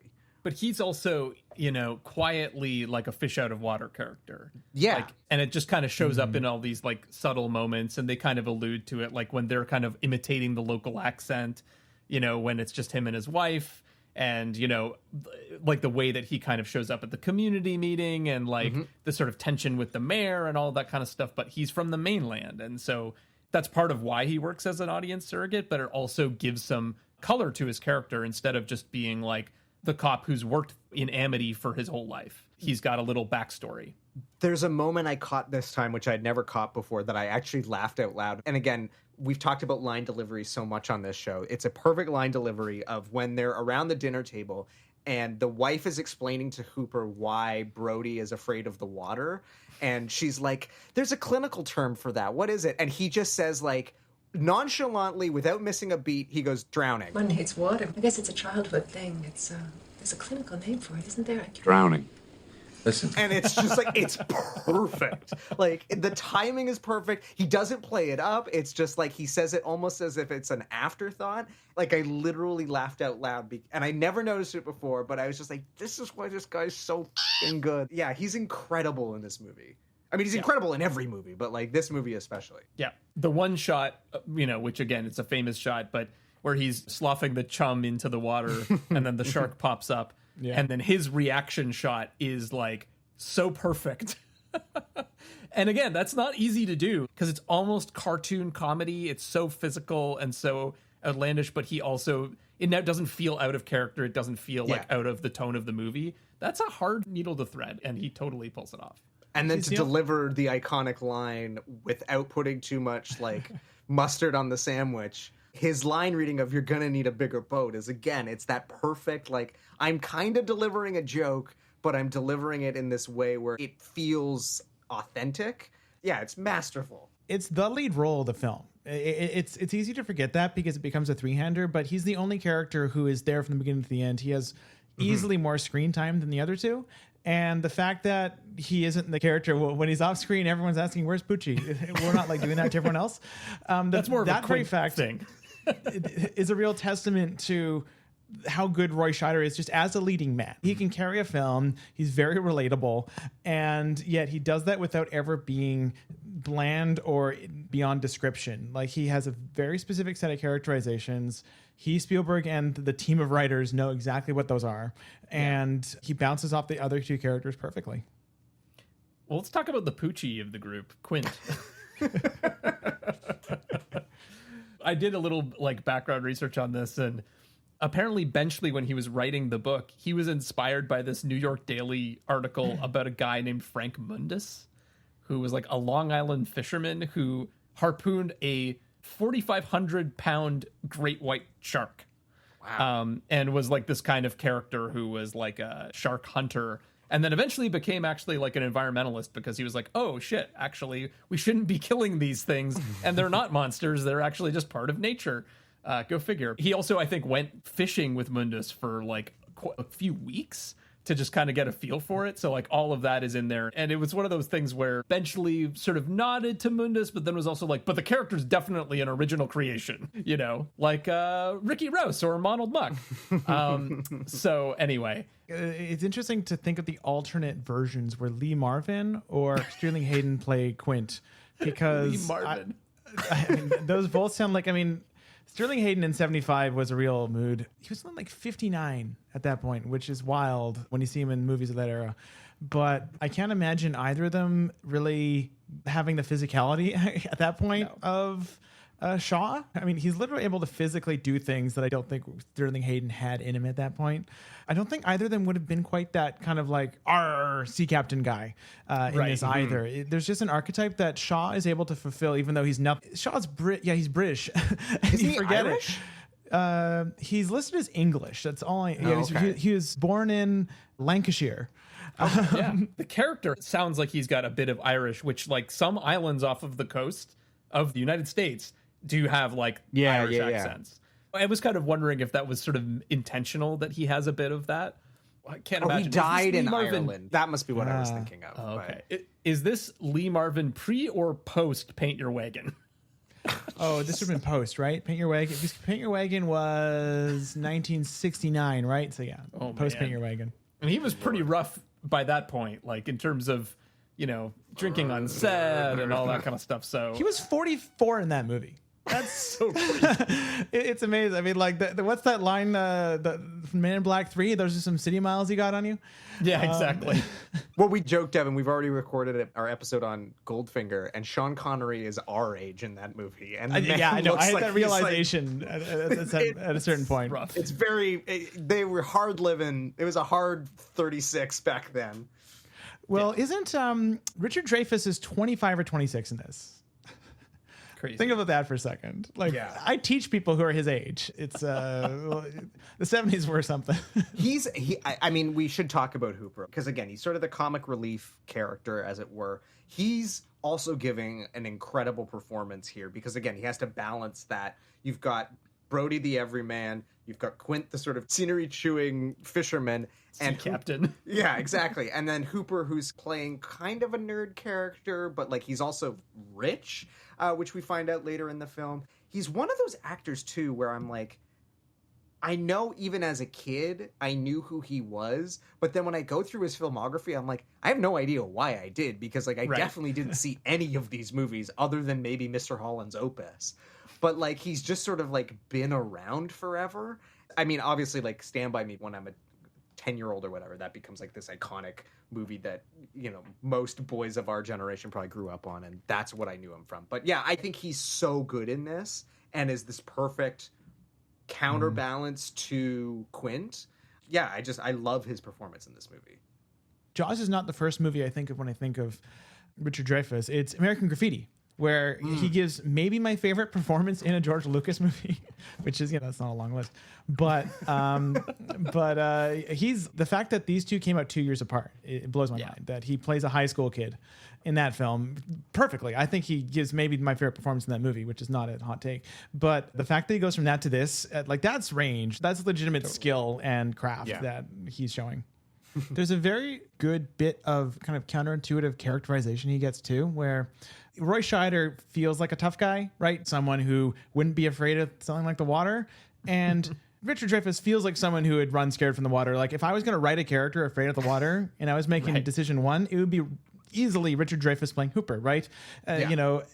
Because that's his character. He's like this kind of nebbish, nerdy guy, but no, he goes down in the cage without a second thought. He's the one comparing his injuries to Quint. There's an interesting wins him over. Yeah, exactly. There's an interesting kind of subversion of the usual like middle class tough guy thing with Roy Scheider, who's kind of like a little bit sheltered in a funny way compared to this rich kid and obviously Quint. And they all develop like such a real feeling friendship throughout the movie. As you were saying, Devin, it's really a hangout movie. That is definitely the strength of it, is just you really believe that they're all bonding on this boat as they go off to hunt Bruce. I love the French Connection, and you could make the argument that Roy Scheider is basically his character from the French Connection after what he went through. He's like, I'm moving to Amityville. Or Amity, sorry. Because there are some similarities there. But Nate, I'm reading in our notes, you have some of the alternate castings for Hooper, and imagining any of these actors is just like mind-boggling. Yeah. And I mean, it's important to know that Dreyfuss was the first choice, and they got their first choice. But originally he did turn down the role before finally accepting, and so they went after a few different people, but weren't ever quite happy with John Voight, Timothy Bottoms, Jeff Bridges, and Joel Grey. Wasn't Jeff Bridges like 2 years old? How old was he? I know. He's probably about the same, because he was in Last Picture Show. Well, he's only 2 years younger than him. That's wild. Okay. Yeah. God. But he probably still looked like he's older than we are. I mean, of that group, Jeff Bridges is maybe the only one I could see sort of fitting into that kind of role. Like, thinking of Joel Grey as that character is just like, it would not work. Like, it really is perfect casting. Yeah. Do we want to talk a little bit about the like small town politics part of it? Because I do think that definitely has a strong Simpsons flavor to it, I guess. Oh, yes. The depiction of Brody just trying to get something done, and like all the roadblocks that go up for stupid reasons, all of the different characters that show up. That's a real bad hat, Harry. And the mayor too. Love the mayor. The mayor's basically Larry Mayor Quimby, Vaughn. yeah. I can't say whether this ever influenced The Simpsons, but it's absolutely in line with The Simpsons and how their small town works. Everyone drags their feet on admitting there's a problem collectively, as led by the mayor Quimby. And then as soon as the danger becomes real and it becomes the fad, everyone races to go on their boats to go out. I mean, I was thinking of like so many times in The Simpsons when there's been some sort of pariah, like the bear or something, and everyone's just like on the hunt suddenly. And the alien, right, where everyone suddenly goes after them. Mr. Burns' Or alien. Whacking Day. It's got some Whacking Day vibes. Yeah, really, it's a Mad Men World thing. Yeah. And literally any or Cold Turkey, which they don't ever parody, but we were hearing about from Bill Oakley as well as just like a favorite movie of theirs that sounds very similar to this as well in that sense.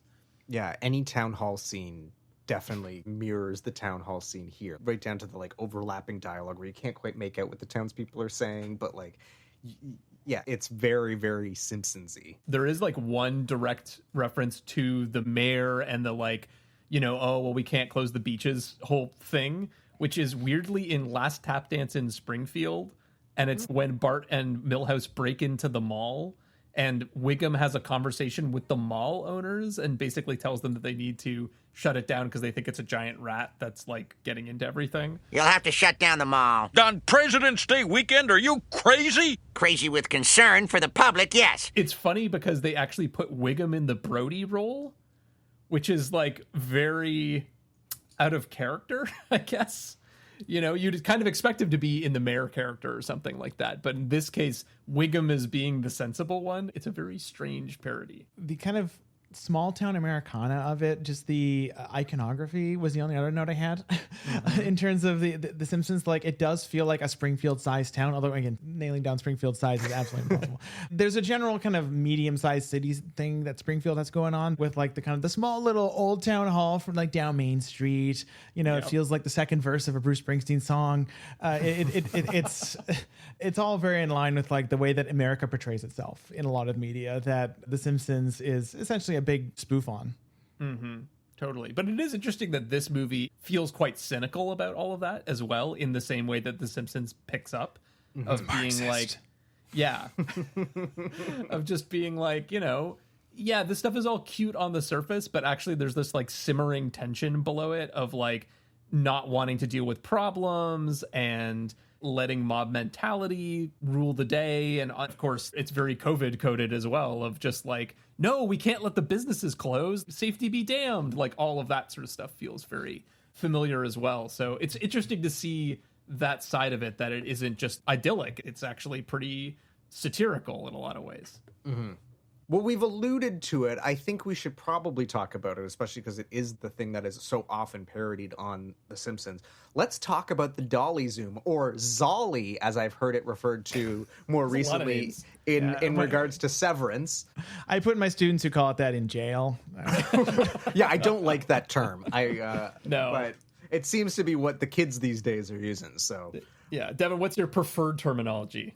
Oh, it's dolly zoom. Dolly zoom is the one. If people call it vertical zoom, straight to jail. If you call it a severance zoom, straight to jail. But no, it's a technique with a fascinating kind of history, because you got that first famous use in Vertigo. And Hitchcock kind of had he then used it in Marnie. And this film was big in popularizing a certain type of zoom that, as we talked about, the Simpsons parody over and over and over, where the distance between the character and the background appears to shift, and you kind of take advantage of the fact that it changes the look on a person's face, right? It changes how the face distorts, because Hitchcock only ever used it to shrink or expand space. And that's actually how Spielberg mostly uses it too. Like in Sugarland Express and E.T., there are pretty similar dolly zooms where they're used to distend and compress space. E.T. has a really technically impressive one that lasts for ages and ages. Or at least it goes a terrific distance to kind of make the foreground and background in a landscape shot look different. Do you want to go into how they work? Yeah, I'd love to, but I do want to call out with The Simpsons, there's one time where they like call out on the commentary that they're actually parodying it, and that's in like the very first Treehouse of Horror, when Lisa sees the spaceship. There's a dolly zoom that looks exactly like the dolly zoom in this movie. She's dead center, she's got a kind of shocked look on her face, and it's a really deep dolly zoom where like the background really zooms far back. To animate that must be incredibly difficult. So I think this is part of my theory about why. So first of all, after that, it becomes, I would say, part of the house style of The Simpsons. They actually end up using it like so much throughout the first 13 seasons, particularly as you get further on. And they do actually parody the Vertigo shot once. But that is actually probably a lot harder to animate successfully, because you actually have to play with perspective in order to do it successfully. Whereas the thing that works so well about the Jaws dolly zoom in The Simpsons is that all you're doing is creating two different planes, and the background is one flat plane. You just have to have a lot on the edges so that you can move away from it, right? And then you just keep the foreground the same, or you maybe increase the size of the foreground slightly, right? So it's like, relatively speaking, in the grand scheme of dolly zooms, it's probably one of the easier things to animate, but still, you know, at the time, they were probably really innovating to include that in the show. So now, Devin, you said that the first use was in Vertigo. Like, I've always heard that sort of cited, but I wasn't sure if that's like actually factual, that like Vertigo is when we get this shot for the very first time. It's always tough to say first, because like, for example, I thought I knew what the first split diopter shot was, and then I saw one in like a French movie from the 50s. Point being, though, is that I know Hitchcock claims to have invented the idea for the film Rebecca, and then only used it, you know, a couple decades later for Vertigo. And Vertigo is the first version that I personally know of, is all I can say. Okay, fair enough. But it's been used so many times since then. And I think it's also worth noting that we tend to think of dolly zooms in terms of only one permutation of them. And that is the following, where the camera dollies in and we zoom out to compensate, or vice versa. Both are very common, but much less remarked upon, I think equally interesting, is dolly zooms where you're dollying and zooming in the same direction. It's like the Michael Bauhaus. He uses them constantly with Scorsese. Like you see them in Goodfellas a lot. Everyone talks about that one dolly zoom in Goodfellas where you get the diner, but there's so many moments when he's dollying in and zooming in to get these like really uncanny effects. Or it's basically just an interplay, right, between the spatial characteristics of a change in focal length versus the spatial characteristics of a change in position, right? Because when you are zooming in or out or cropping in or out, exact same thing. You're not changing the spatial relationships within the image. The background, the foreground, you're basically cropping them out. You're changing the size of them in a totally linear way, right? If you crop in the webcam and me by 50%, you're going to lose 50% of me and 50% of the background in equal measure, right? Mm-hmm. But if you dolly in and you have a background that's deep in infinity, that background is not going to change, right? Like if you ever try and like dolly into the moon, you can go like a few kilometers and not see a visible difference, right? Right. But you can dolly in like 6 inches if you have a close-up of someone and they're going to double in size, but the background will not double in size. And so dolly zooms take advantage of that perceptual difference so that, for example, as you're dollying in, the foreground is greatly increasing in size. But if you zoom out at the same time, then you are changing the perceived distance of the foreground and background in a deeply uncanny way that our brains don't really know how to process. That's why people mostly use it for vertiginous effects, right? Effects of displacement or horror, that sort of thing. We're not really using them not to be noticed. Unless you're Spielberg and doing it being E.T. drunk. Yeah. I mean, I was thinking a lot about the sort of Hitchcock Spielberg connection as well in this because of the connection to the Psycho score and then the dolly zoom and all of that. And I was like, what was the relationship between Spielberg and Hitchcock? And of course, Spielberg loved him. And let me guess, Hitchcock was like, eh. Pretty much, yes. I think once Spielberg had some success, he like tried to develop relationships with some of his idols, right? Makes sense. He actually showed up on the set of Torn Curtain in 1966, as well as The Family Plot, hoping to meet Hitchcock, but both times Hitchcock said no. And in Bruce Dern's memoir, he claims that he tried to tell Hitchcock to see Spielberg, and Hitchcock was basically like, isn't that the boy who made the Fish movie? And he apparently didn't want to do it, partly because he did the voiceovers for the Universal theme park where Jaws was featured. And so he kind of associated Spielberg with the theme park and was kind of, you know, ashamed that he had done that promotional stuff. So he didn't want to have anything to do with them. But it's interesting because clearly Spielberg really loves Hitchcock. And it was reciprocated because Hitchcock has that wonderful line about Spielberg, about Jaws actually, where he says, Spielberg is the first one of us who doesn't see the proscenium arch, which I think is a beautiful way to describe Spielberg. Absolutely beautiful. And it's a great way to teach students what the proscenium arch is. But he clearly respected Spielberg's art, at least enough to say an immortal line about him. Well, it's hard to know, right? I mean, he was a prickly asshole. So who knows whether that's Can you imagine how different the ending of The Fabelmans would be if he met Hitchcock? Now that I like. What legendary director would they have hired to play Hitchcock if that were the case? Well, you just get Hopkins or Toby Jones, either one, True. True. Guillermo del Toro. Toby Jones has twice been screwed over by other more famous actors playing a famous guy in films he was in, and he needs justice for that. So I'm going to go with Toby Jones for being the second Hitchcock already. Well, Nate, as you've been tucking into this, you discovered all these references to the dolly zoom, including one, I think you may have mentioned it already, but in a very, very early episode of The Simpsons. I started noticing them around season 7. And these are not references that are online anywhere because I don't think people kind of connect the dots to the original parody on The Simpsons. But to me, it's similar to how we've been talking about the score, right? Where it's the Cape Fear score shows up in Sideshow Bob episodes, but then it just becomes something that they do associated with Sideshow Bob that sort of outlasts the parody. And to me, this is a similar sort of case where it seems like they clearly taught themselves how to do the dolly zoom in animation by parodying Jaws, but then they just kept it and it became part of the way they do business. Right. So the next one that I found was actually in Lisa's Substitute, and I was just rewatching it and was like, oh, there's a dolly zoom. And it's like the moment where she finds out that he's gone, it just like shows her in the hall and there's a nice little dolly zoom. But that moment of shock becomes just like a normal part of the way the show works. Right. So you get it in courtroom scenes. You get it like when Lisa and Bart get taken away by protective services. When Marge discovers the Flanders apparently murdered on the floor in Realty Bites, which we've covered on the podcast. So they're kind of everywhere. But I still would associate all of those with Jaws. Because again, as Devin was pointing out, you can do this move. You can do a dolly zoom in all sorts of different ways. You can do it with people and without people. You can do it in both directions, right? But they always do it in one specific way, and that's the Jaws way. Right. Yeah, it's funny now that we've unpacked it. I always associated it with Hitchcock, and I've always referred to it as the Hitchcock zoom. But 9 times out of 10 when I see it, it's with a person in the frame, which is actually from Jaws. And like, really, I should be more closely associating it with Jaws, but it's just the lexicon that I was always taught it was like, it's the Hitchcock zoom. But like, as you say, Hitchcock never did it that way. And weirdly, I almost feel like I should be calling it the Simpsons zoom, because that's where I've seen it more than anywhere. I mean, up until I started watching Severance, it's like, you know, yes, it's in Jaws, but I can't even think of another movie off the top of my head that has like a memorable one that sticks in my brain. That version of it.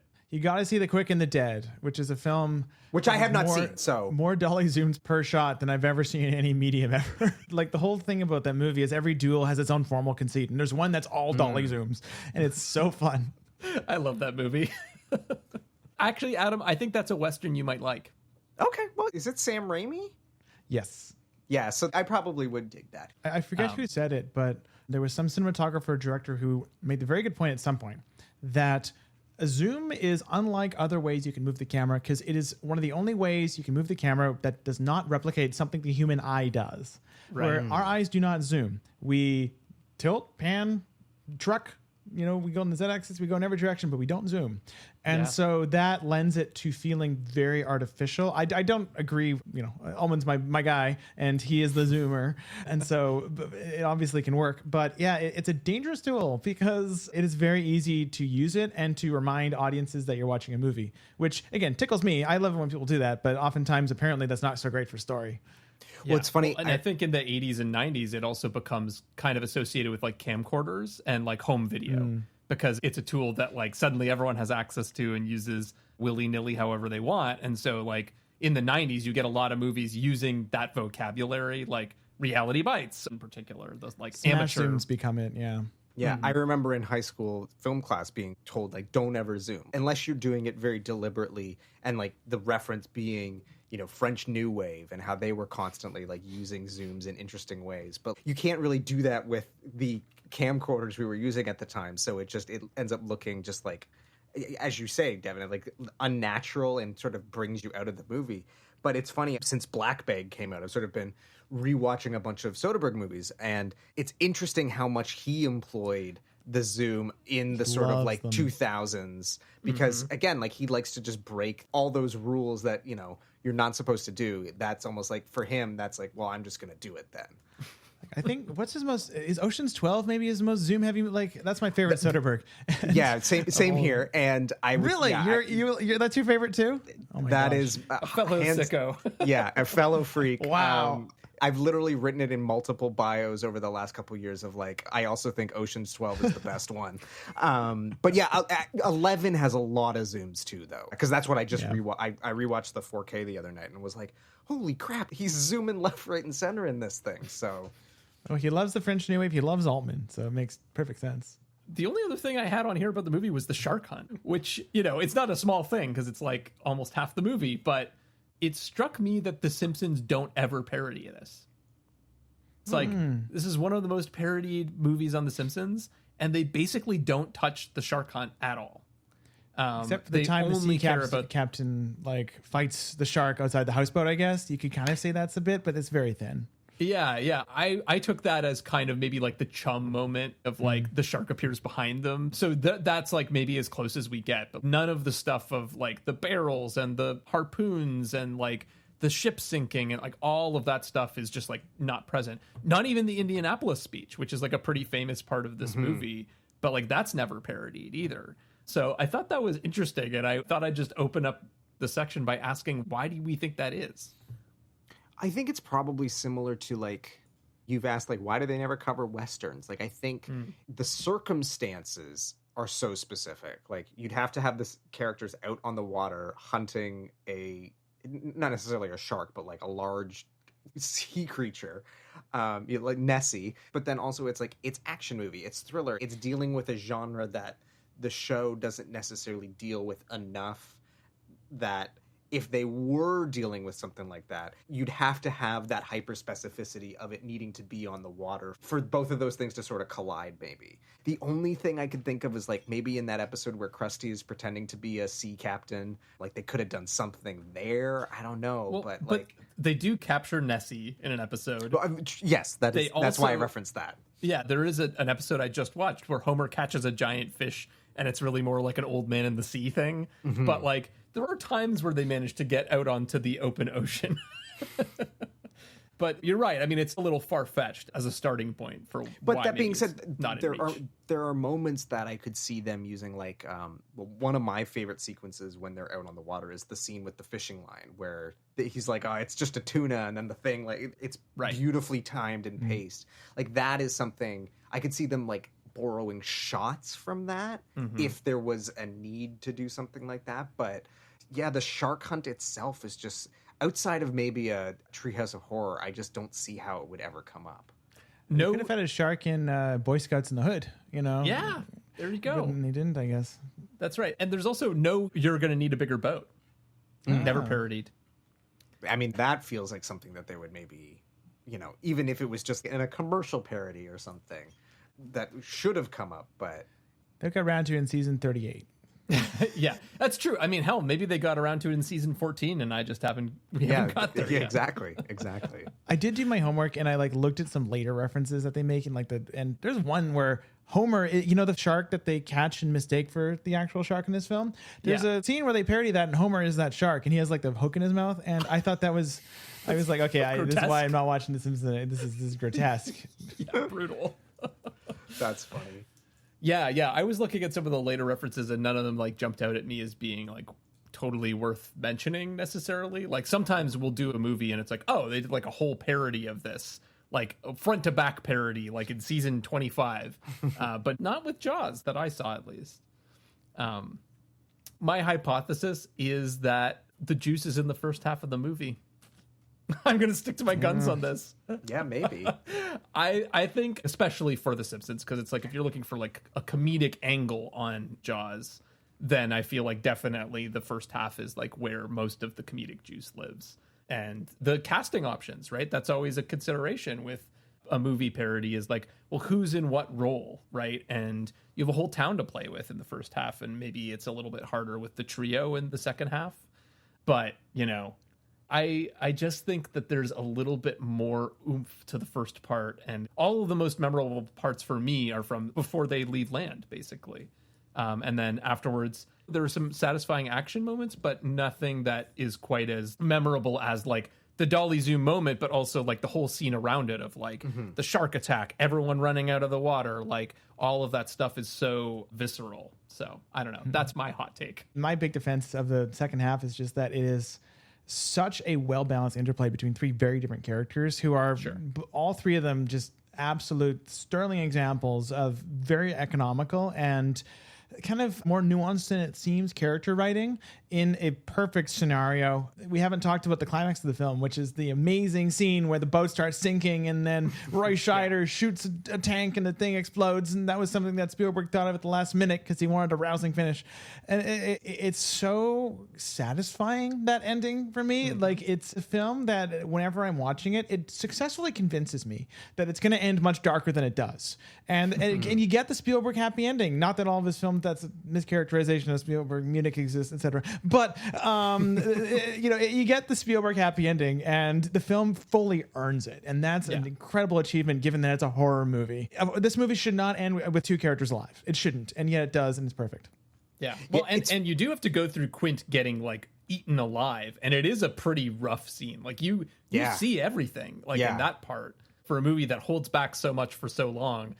That scene does not hold back, and Bruce is looking pretty good, honestly, in that moment. I like the part where I never thought Bruce was a problem. Maybe I just don't know what sharks are like. But I mean, I feel like the part where Bruce kind of like leaps onto the boat always looks a little janky to me. But by the time Bruce is like eating Quint, I'm like, that's pretty good. And again, Robert Shaw is also selling it, which helps. So by the time you get to the happy ending, you have gone through a lot. And like the boat has sunk to the point where it's basically just like the mast sticking out of the water at a cattywampus angle.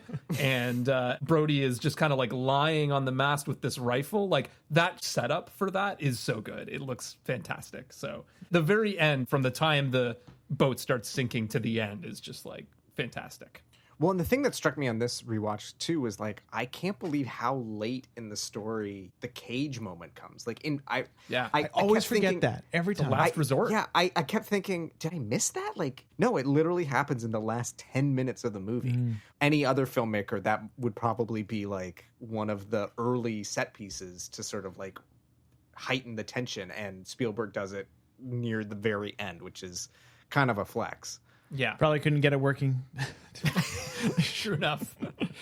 Yeah, I also love like when they're finally reunited at the end. Again, just the economy of the script. All it is Quint? No. Yeah. That's it. Yep. That's all they say about what happened. Totally works. They don't oversell the moment or the emotion of what happened. It's just, that's it. I love that. It does show the value of like a good writer on hand at all times, because they had the guy writing sides the night before, right? And and they lucked on having someone who could do that, because that's really hard.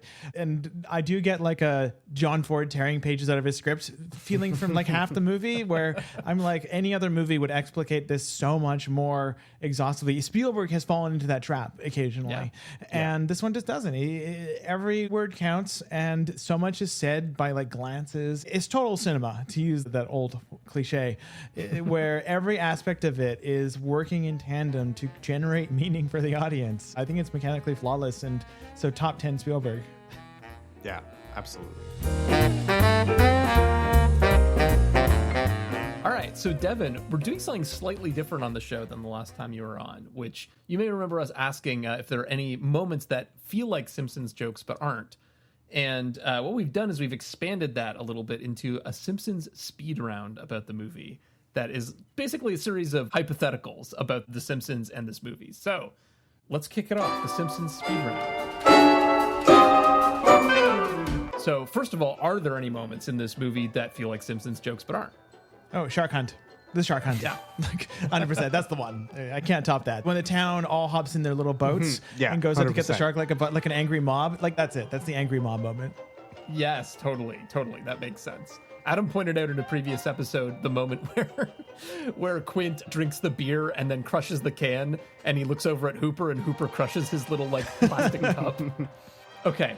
Did you learn anything about The Simpsons from this movie? Oh, probably the origin of the dolly zoom. It being this movie, possibly, probably. I still think there's an off chance it could have instigated by Raging Bull, which has a very similar set of dolly zooms, and they have referenced Raging Bull repeatedly. But I think it's probably this movie, so it's the dolly zoom thing. I feel like I'm only going by memory. I can't give you any new information. That works. Okay, does this movie still have some juice for more Simpsons parodies? Well, I mean, The Simpsons doesn't have juice. Does The Simpsons have juice for more Simpsons parodies is the question. The answer is no, unless Don Hertzfeldt gets involved again, in which case, yes. I bet Don Hertzfeldt could direct a Simpsons episode that would have a Jaws reference in it, and I bet he'd do an amazing job. So someone please call Don Hertzfeldt to get him on the phone so we can live out this fantasy. I like that. They probably could do something with the Shark Hunt if it was like, you know, the right circumstance. And there are some like really memorable moments in that last half that like they probably could do something with. Okay, are there any characters in this movie that could become a recurring Simpsons side character? I would say that there's one who already has, and that's Quint, is the sea captain. Two, including the mayor, who is Mayor Quimby in so many ways. But I would love to see a Hooper-style Simpsons character. Hooper, I think, would be, he's not quite Professor Frink, There's a little the shades of Frank in him. But Hooper, as played by Richard Dreyfuss, could be, absolutely some sort of useful. Because I always think of the Springfield characters as what utility do they fit? What's the thing? What part of the dramatic dyad do they fulfill? And I think that Hooper could. I do not think that Brody could. I don't think there's a place in Springfield for Brody, unless there's He's only too competent for a cop. There's only ever been one straight man in The Simpsons, and his name was Frank Grimes. May he rest in peace. Grimy. Yes. Okay. Are there other movies by this director or in this franchise that The Simpsons should parody? So obviously they have parodied a lot of Spielberg. There are probably a few that they haven't, and there is a whole Jaws series that they could be drawing from. So what do you think? Who among us wouldn't love to see Simpsons parody Jaws: The Revenge? But I would love to see a dual parody. Have they ever done an angry truck? Like, there's been Willie as a truck in the Nightmare on Evergreen Terrace, but has there ever actually been like an evil vehicle in The Simpsons? They did do a Convoy parody. They did, yes. Where Bart and Homer become truckers, but they don't really take advantage of like a duel-like scenario in that, but they absolutely could. That's a good call. I think Trios of Horror dual episode, could have been fantastic at some point. Yeah. Love it. So one thing I wanted to point out is they actually have, in a sense, parodied Jaws: The Revenge. Because they often reference the tagline for that movie. This time, it's personal. This time it's a formulation that we forget was invented by that movie. For that's where that comes from. And they use it all the time on The Simpsons in various forms. Including the best version, which is when Lisa discovers that Sideshow Bob used Snowball, and she goes, "This time it's personal." And Bart goes, "Hey, he did try to kill me." Yes. Masterful line read. Yes, but they could definitely do a parody of that movie. Maybe it's too easy.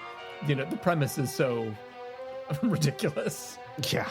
I gotta watch that movie. Like, it's a bad movie blind spot for me. I mean, I gotta see it before Michael Caine does. I hear the house is beautiful. Yeah. Well, okay, so usually this is the part of the show where we would ask whether the strengths outweigh the weaknesses. But for a movie like Jaws, I think we know the answer. So I think we should do something a little bit different to mark the movie's 50th anniversary, which is, do you think we'll still be talking about this movie 50 years from now? Why or why not? Devin, we're going to start with you.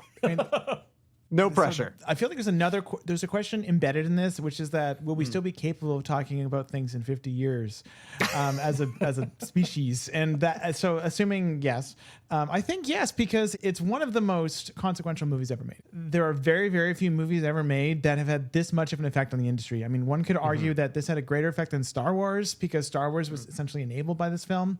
But as far as films in the 70s having an effect, it's one of those two, probably, in terms of industrial effect. Artistic effect. I got some Robert Altman films to show you. But this film is almost insurpassable in terms of its effect on pop culture and on film history.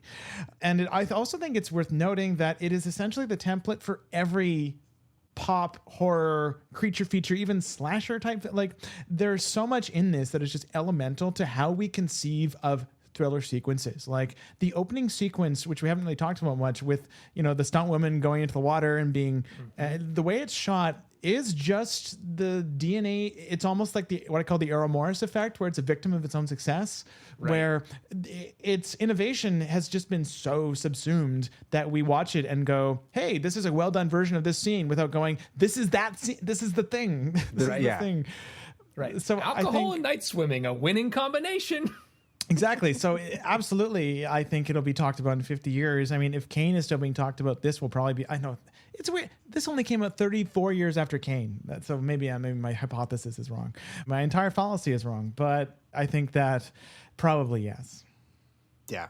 I mean, I couldn't agree more. I think the cultural impact that it has is the thing that it may not be discussed as a masterpiece in the same way, but I think there's no way that it won't be recognized as being the film that absolutely upends the industry. And as the industry is going through serious growing pains and is maybe in desperate need of a Jaws for a new generation, like, I think it will be this thing that is reflected upon perhaps as a result of that.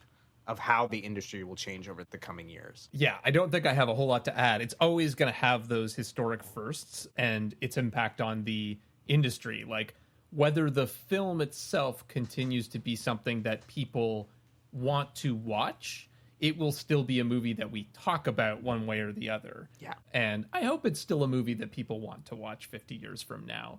But it's hard to imagine. It's like, again, the film industry still is not that old in the grand scheme of human history. It's pretty new. So, like, 50 years is a really long time for film. So we will see what the state of things are. I hope we still have theaters where we're going to enjoy things like Jaws together in the dark and not just like, I don't know, phones.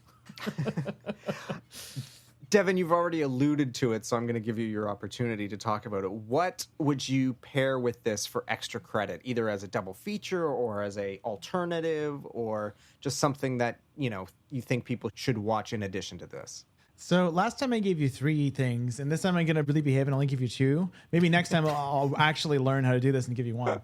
But so one, I think, is actually dual. It's the other 4-letter word, Spielberg, creature feature. I think it's vastly underappreciated, even though calling a Spielberg film underappreciated is a bit of a misnomer. But as far as Spielberg goes, it's as underappreciated as you can get. Watch the theatrical cut, but in 4:3, much better compositions. It is written by one of my favorites, Richard Matheson of the Twilight Zone fame. And it is just another pure clockwork film in a very different way from Jaws. And it is very fun watching Spielberg work in Academy ratio. I love that film so much. My second is, we've buried the lead on this. The thing that everyone cares about Jaws is the fact, obviously, that it was shot in CinemaScope, anamorphic, the format that Henri Cochin invented in the 1920s in France, and it falls into public domain as a patent. Fox basically steals it, kind of. He never quite gets paid as much as he should, and uses it going forward. And it works by using an anamorphic lens to squeeze the image onto 35mm film stock, another to de-squeeze it. Here's the thing about CinemaScope. Incredibly tough to use. And I say that anything 235 and wider, I think it's the most overused aspect ratio in cinema. I have a list on Letterboxd called Why Is This in Scope, dedicated to films that use it badly. But I have another list called Now This Is Scope, of which this film is on it, because Spielberg is, in my opinion, one of the 3 or 4 greatest purveyors of CinemaScope in cinema history. He's up there with Sergio Leone. He's up there with Akira Kurosawa. He's up there with King Hu and Sergei Bondarchuk, et cetera, et cetera. And so I wanted to name a few CinemaScope films that you should watch if you really enjoy your wide aspect ratios. First off, if you want to see the worst use of CinemaScope ever, watch The Hunger Games Part 1. That film, I have a conspiracy theory that it was framed for 16:9, then cropped for scope because it's so bad at it. But okay, the greatest use of CinemaScope in film history is, in my opinion, Sergio Leone's Once Upon a Time in the West. And that's from a director who did nothing but great CinemaScope work. It's clearly a foundational text for Spielberg in many ways, or at least Leone's films are.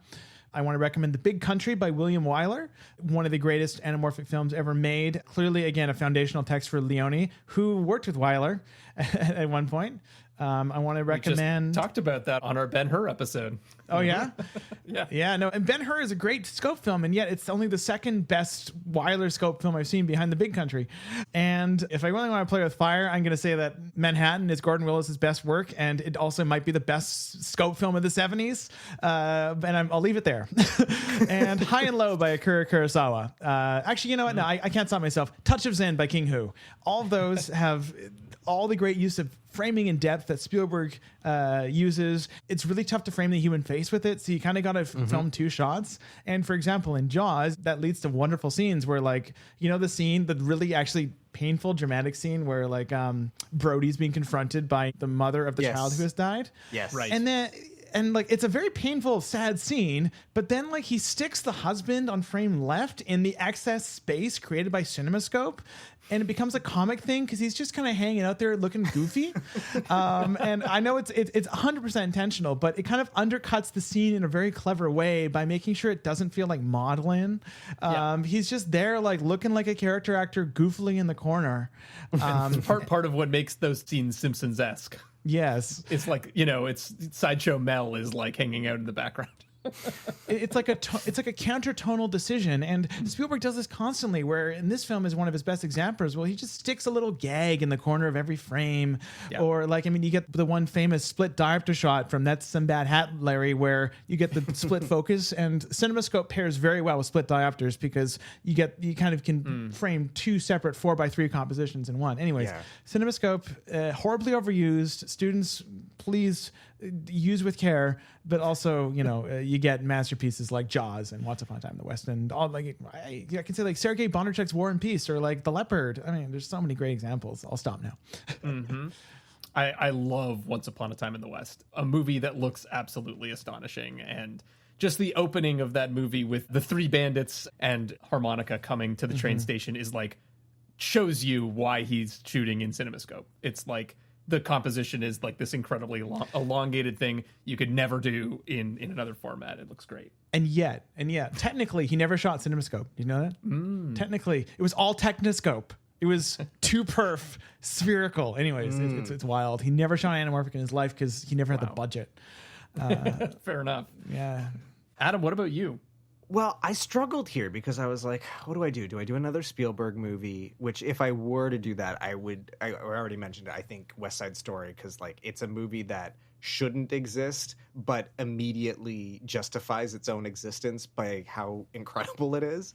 But and then I was like, do I do like another man versus nature movie? And I was like, I don't really know. Like, I mean, again, you could do Jurassic Park, but like, I feel like we've recommended that before. So we have. And I was like, okay, well, what if I do another film that's celebrating its 50th anniversary this year? So I went through my Letterboxd list of like everything that came out in 1975, and I found something that I was like, oh, well, this is perfect. It's one of my all-time favorite movies. It's a movie I know front to back, can quote it. It probably defined my personality for the better part of a decade, and I'm curious if Nate, you've figured out what this movie is yet? Rollerball. I've always said Adam's a bit of a rollerball type of guy. Yeah, I love Norman Jewison. Is it okay? Part of your personality is a tell for sure from the 70s. So I'm gonna say, is it a comedy? It sure is. It's the greatest comedy of all time. Okay, it's Holy Grail? Python. It's Monty Python and the Holy Grail. Yes.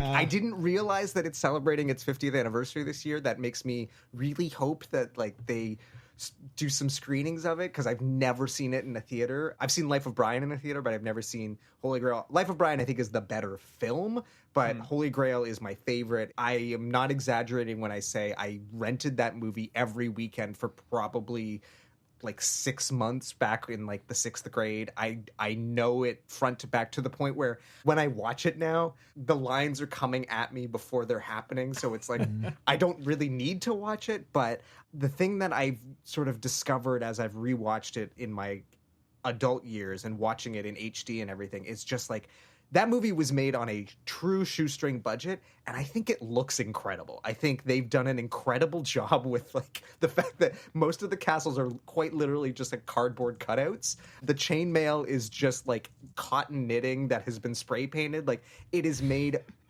for no money, but does not look it. And I still think, like, pound for pound, one of the funniest movies ever made. It couldn't be further from a Steven Spielberg movie, but I'm using this as an opportunity to shout it out. So, except and obviously, 1941. Like, well, fair enough. Spielberg, not a strong... They talk about this on Blank Check. His funniest movies are not his comedies, and I would agree with that. But this movie's pretty funny, actually. Yeah, exactly. But if nothing else, I think, the Simpsons writers would cite Python as a massive influence on them. So if you like The Simpsons and somehow have not seen Holy Grail, that would be my pick. What about you, Nate? Well, firstly, I have seen Holy Grail on a big screen. It was weirdly at an outdoor screening at a farm. Oh. And one thing I will say about seeing it in that kind of setting is you do have to contend with an entire audience of people going, neat, neat, neat, neat. Yeah, that's fair. But anyways, my choice is a little movie called Tremors, which is a ridiculous creature feature that I love dearly, but captures some of the same sort of vibe. It's a small town. They're trying to deal with this creature. You have this kind of motley mix of characters, including one of the characters is like a young seismologist. It's just got some of the same dynamics, and I actually think it really holds up. I think it's a really, really fun movie. So they both have incredibly memorable uses of the word smorgasbord, too. That's really why I paired them. Yeah, exactly. That's hilarious. Well, I have to imagine Tremors was heavily influenced by Jaws, and all you have to do is look at the poster, because the poster is basically the Jaws poster. Yeah, absolutely. And actually, I'm going to throw another one in. You don't have to put this on the official list, but Devin already mentioned it. If you haven't seen Airplane, like, again, you gotta pair it with Jaws. I mean, you haven't seen Airplane, Nate, so like, true. I'm recommending it for you. And pair Airplane with 0 Hour. I can't stress this enough. You have to, like, please don't research this. Just do it. And both of you, everyone listening, do a double feature tomorrow. Okay. Well, I love that. I'm adding 0 Hour to my watch list. So you'll thank me later. And with that brings us to the end of another episode of the Springfield Googleplex, the movie podcast for Simpsons fan. If you enjoyed what you heard, please leave us a review and share this episode with the Simpson fans and film buffs in your life. We've also set up a support page on our website where, if you want, you can throw us a couple of bucks to help cover the cost of making this show, like Thrillho did. Thanks for your support. Devin, before we go, is there anything you want to shout out? I mean, you mentioned you haven't been making a lot of YouTube videos lately, but I love everyone that you have, so I hope that you've got something in the can soon.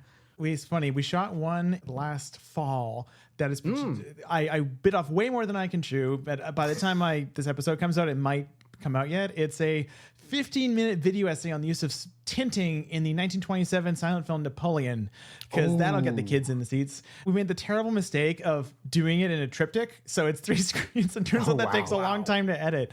And so by the time this episode is out, it's my new goal, get that out. And I'm also working on episodes on films such as The Quiet Man and small independent film Star Wars. Little known film. We've got a few coming out. No podcasts now. We finished the Lubitsch show in October, and I've been on a couple years of a hiatus before I do my 3-year series on the works of like Eric Romer or something. I don't know. But you also recently worked on a new home video release of Nate's favorite movie of all time, The Good, the Bad, and the Ugly, which can I talk about? I would love to mention that for a second. Yeah. So, over the months of June, July, and I think August, Arrow Video is putting out what are certainly going to be the definitive home video releases of the Dollars trilogy. That is Fistful of Dollars, Few Dollars More, Good, the Bad, and the Ugly, which is one of my 4 favorite movies ever made. I think The Simpsons, they've referenced it a few times. They did very memorably in the Chili Cook-Off. But I spent about the past 9 months consulting on them. I'm one of 4, kind of like a weird Leone amateur brain trust that Arrow has kind of assembled to help with this. And I can say that they have my official stamp of approval. These are by far the best versions of these movies to get released digitally in history. And especially The Good, the Bad, and the Ugly does not have the extra 20 minutes of having to hear 90-year-old Eli Wallach trying to sound like his 40-year-old self. You don't have to hear a Lee Van Cleef impersonator do any of that. You don't have the 5.1 remix where speakers are in the rear channels. No. It's all beautiful mono, all 4K, without having to swim upstream from the terrible L'Imagine Retrovada color grade that we all know and love. It's all beautiful, and that release is amazing. Amazing. I can't wait. I'm definitely going to be picking that up. Yeah, I have not seen the film, but no time like the present to actually pick this up. And Arrow, like, their stuff is incredible. I've got a couple of their releases that have come out over here, a couple of their Blu-rays, and they do absolutely stunning work. And if you're like the kind of person that I feel like if you're listening to this podcast, you probably are, who grew up in the heyday of home video DVDs with special features and like director approved stuff, like they put out really, really stunning sets. So definitely pick that up and support our good friend Devin. Next episode, we've got our season finale where we cover perhaps the most legendary season finale in Simpsons history. We'll be chatting about Who Shot Mr. Burns Part 1, and we pair it with another absolute classic, 1964's Goldfinger. You're not pairing it with the entirety of the TV series Dallas? we considered it, but I have a toddler, and no, it's going to be a fun episode. We talked about James Bond in our very, very first episode all those years ago. So it's going to be fun to sort of come back around and look at it from a different lens, especially because Goldfinger is perhaps the most iconic film in the entire Bond series. So I think that... And scary to think, but it's also the 30th anniversary of Who Shot Mr. Burns. So. Yeah, which seems impossible. So... Yeah. Devin, thank you again so much for joining us. It was such a pleasure having you and getting to nerd out on all sorts of stuff. It's more fun when there's like a third person to talk about all this nerdy stuff than when it's just Nate and I. So, well, anytime, if you ever need me to talk about a different aspect ratio, let me know. And I'm happy to talk. I can talk about Super Panavision. I can talk about Academy. I can talk about European widescreen, North American spherical. You can't forget that. So, anything. Just no 3x2, please. No 3x2.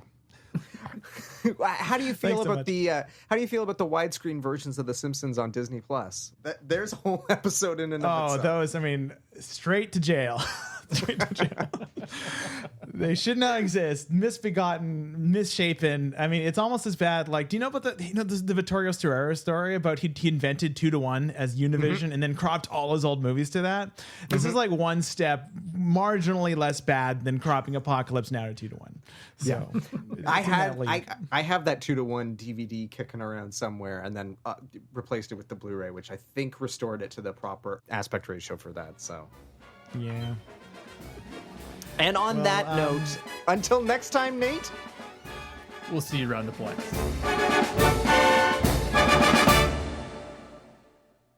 There we go. All right, I'm going to pause my recording. That was 2 hours and 47 minutes on this end. Whew. That's what I got here. Okay. And all right. And again, I do apologize in advance if I am low energy or anything. It's been a very long I was saying to Nate, Devin, we had a long shoot, as I mentioned, but also I basically got to play camera assistant today, so I got to lug the bag of lenses on my back, which is not something I have done in my 30s, and I'm realizing that I am too old. Much like Danny Glover, I am too old for this shit now. Well, join the club. I was shooting I shot a feature last May. And I blew up my knee doing handheld camera. Totally, there you go. Up my knee. I've only just recovered this month. And so it's doing filmmaking in your mid-30s is not fun. It's one of those things that I'm sure, like anything, if I had been doing it for the last 10 years leading into my 30s, I'd be okay. But because I basically stopped outside of the occasional shoot when I was at TIFF, but those were all very contained in a small interview suite, and I just basically stood behind a camera and didn't touch it. So it was it was a unpleasant realization today of oh boy, I am not the young man I once was, but yep. What can you do? All right, gentlemen, on that note, in 3, 2, 1, hi everybody.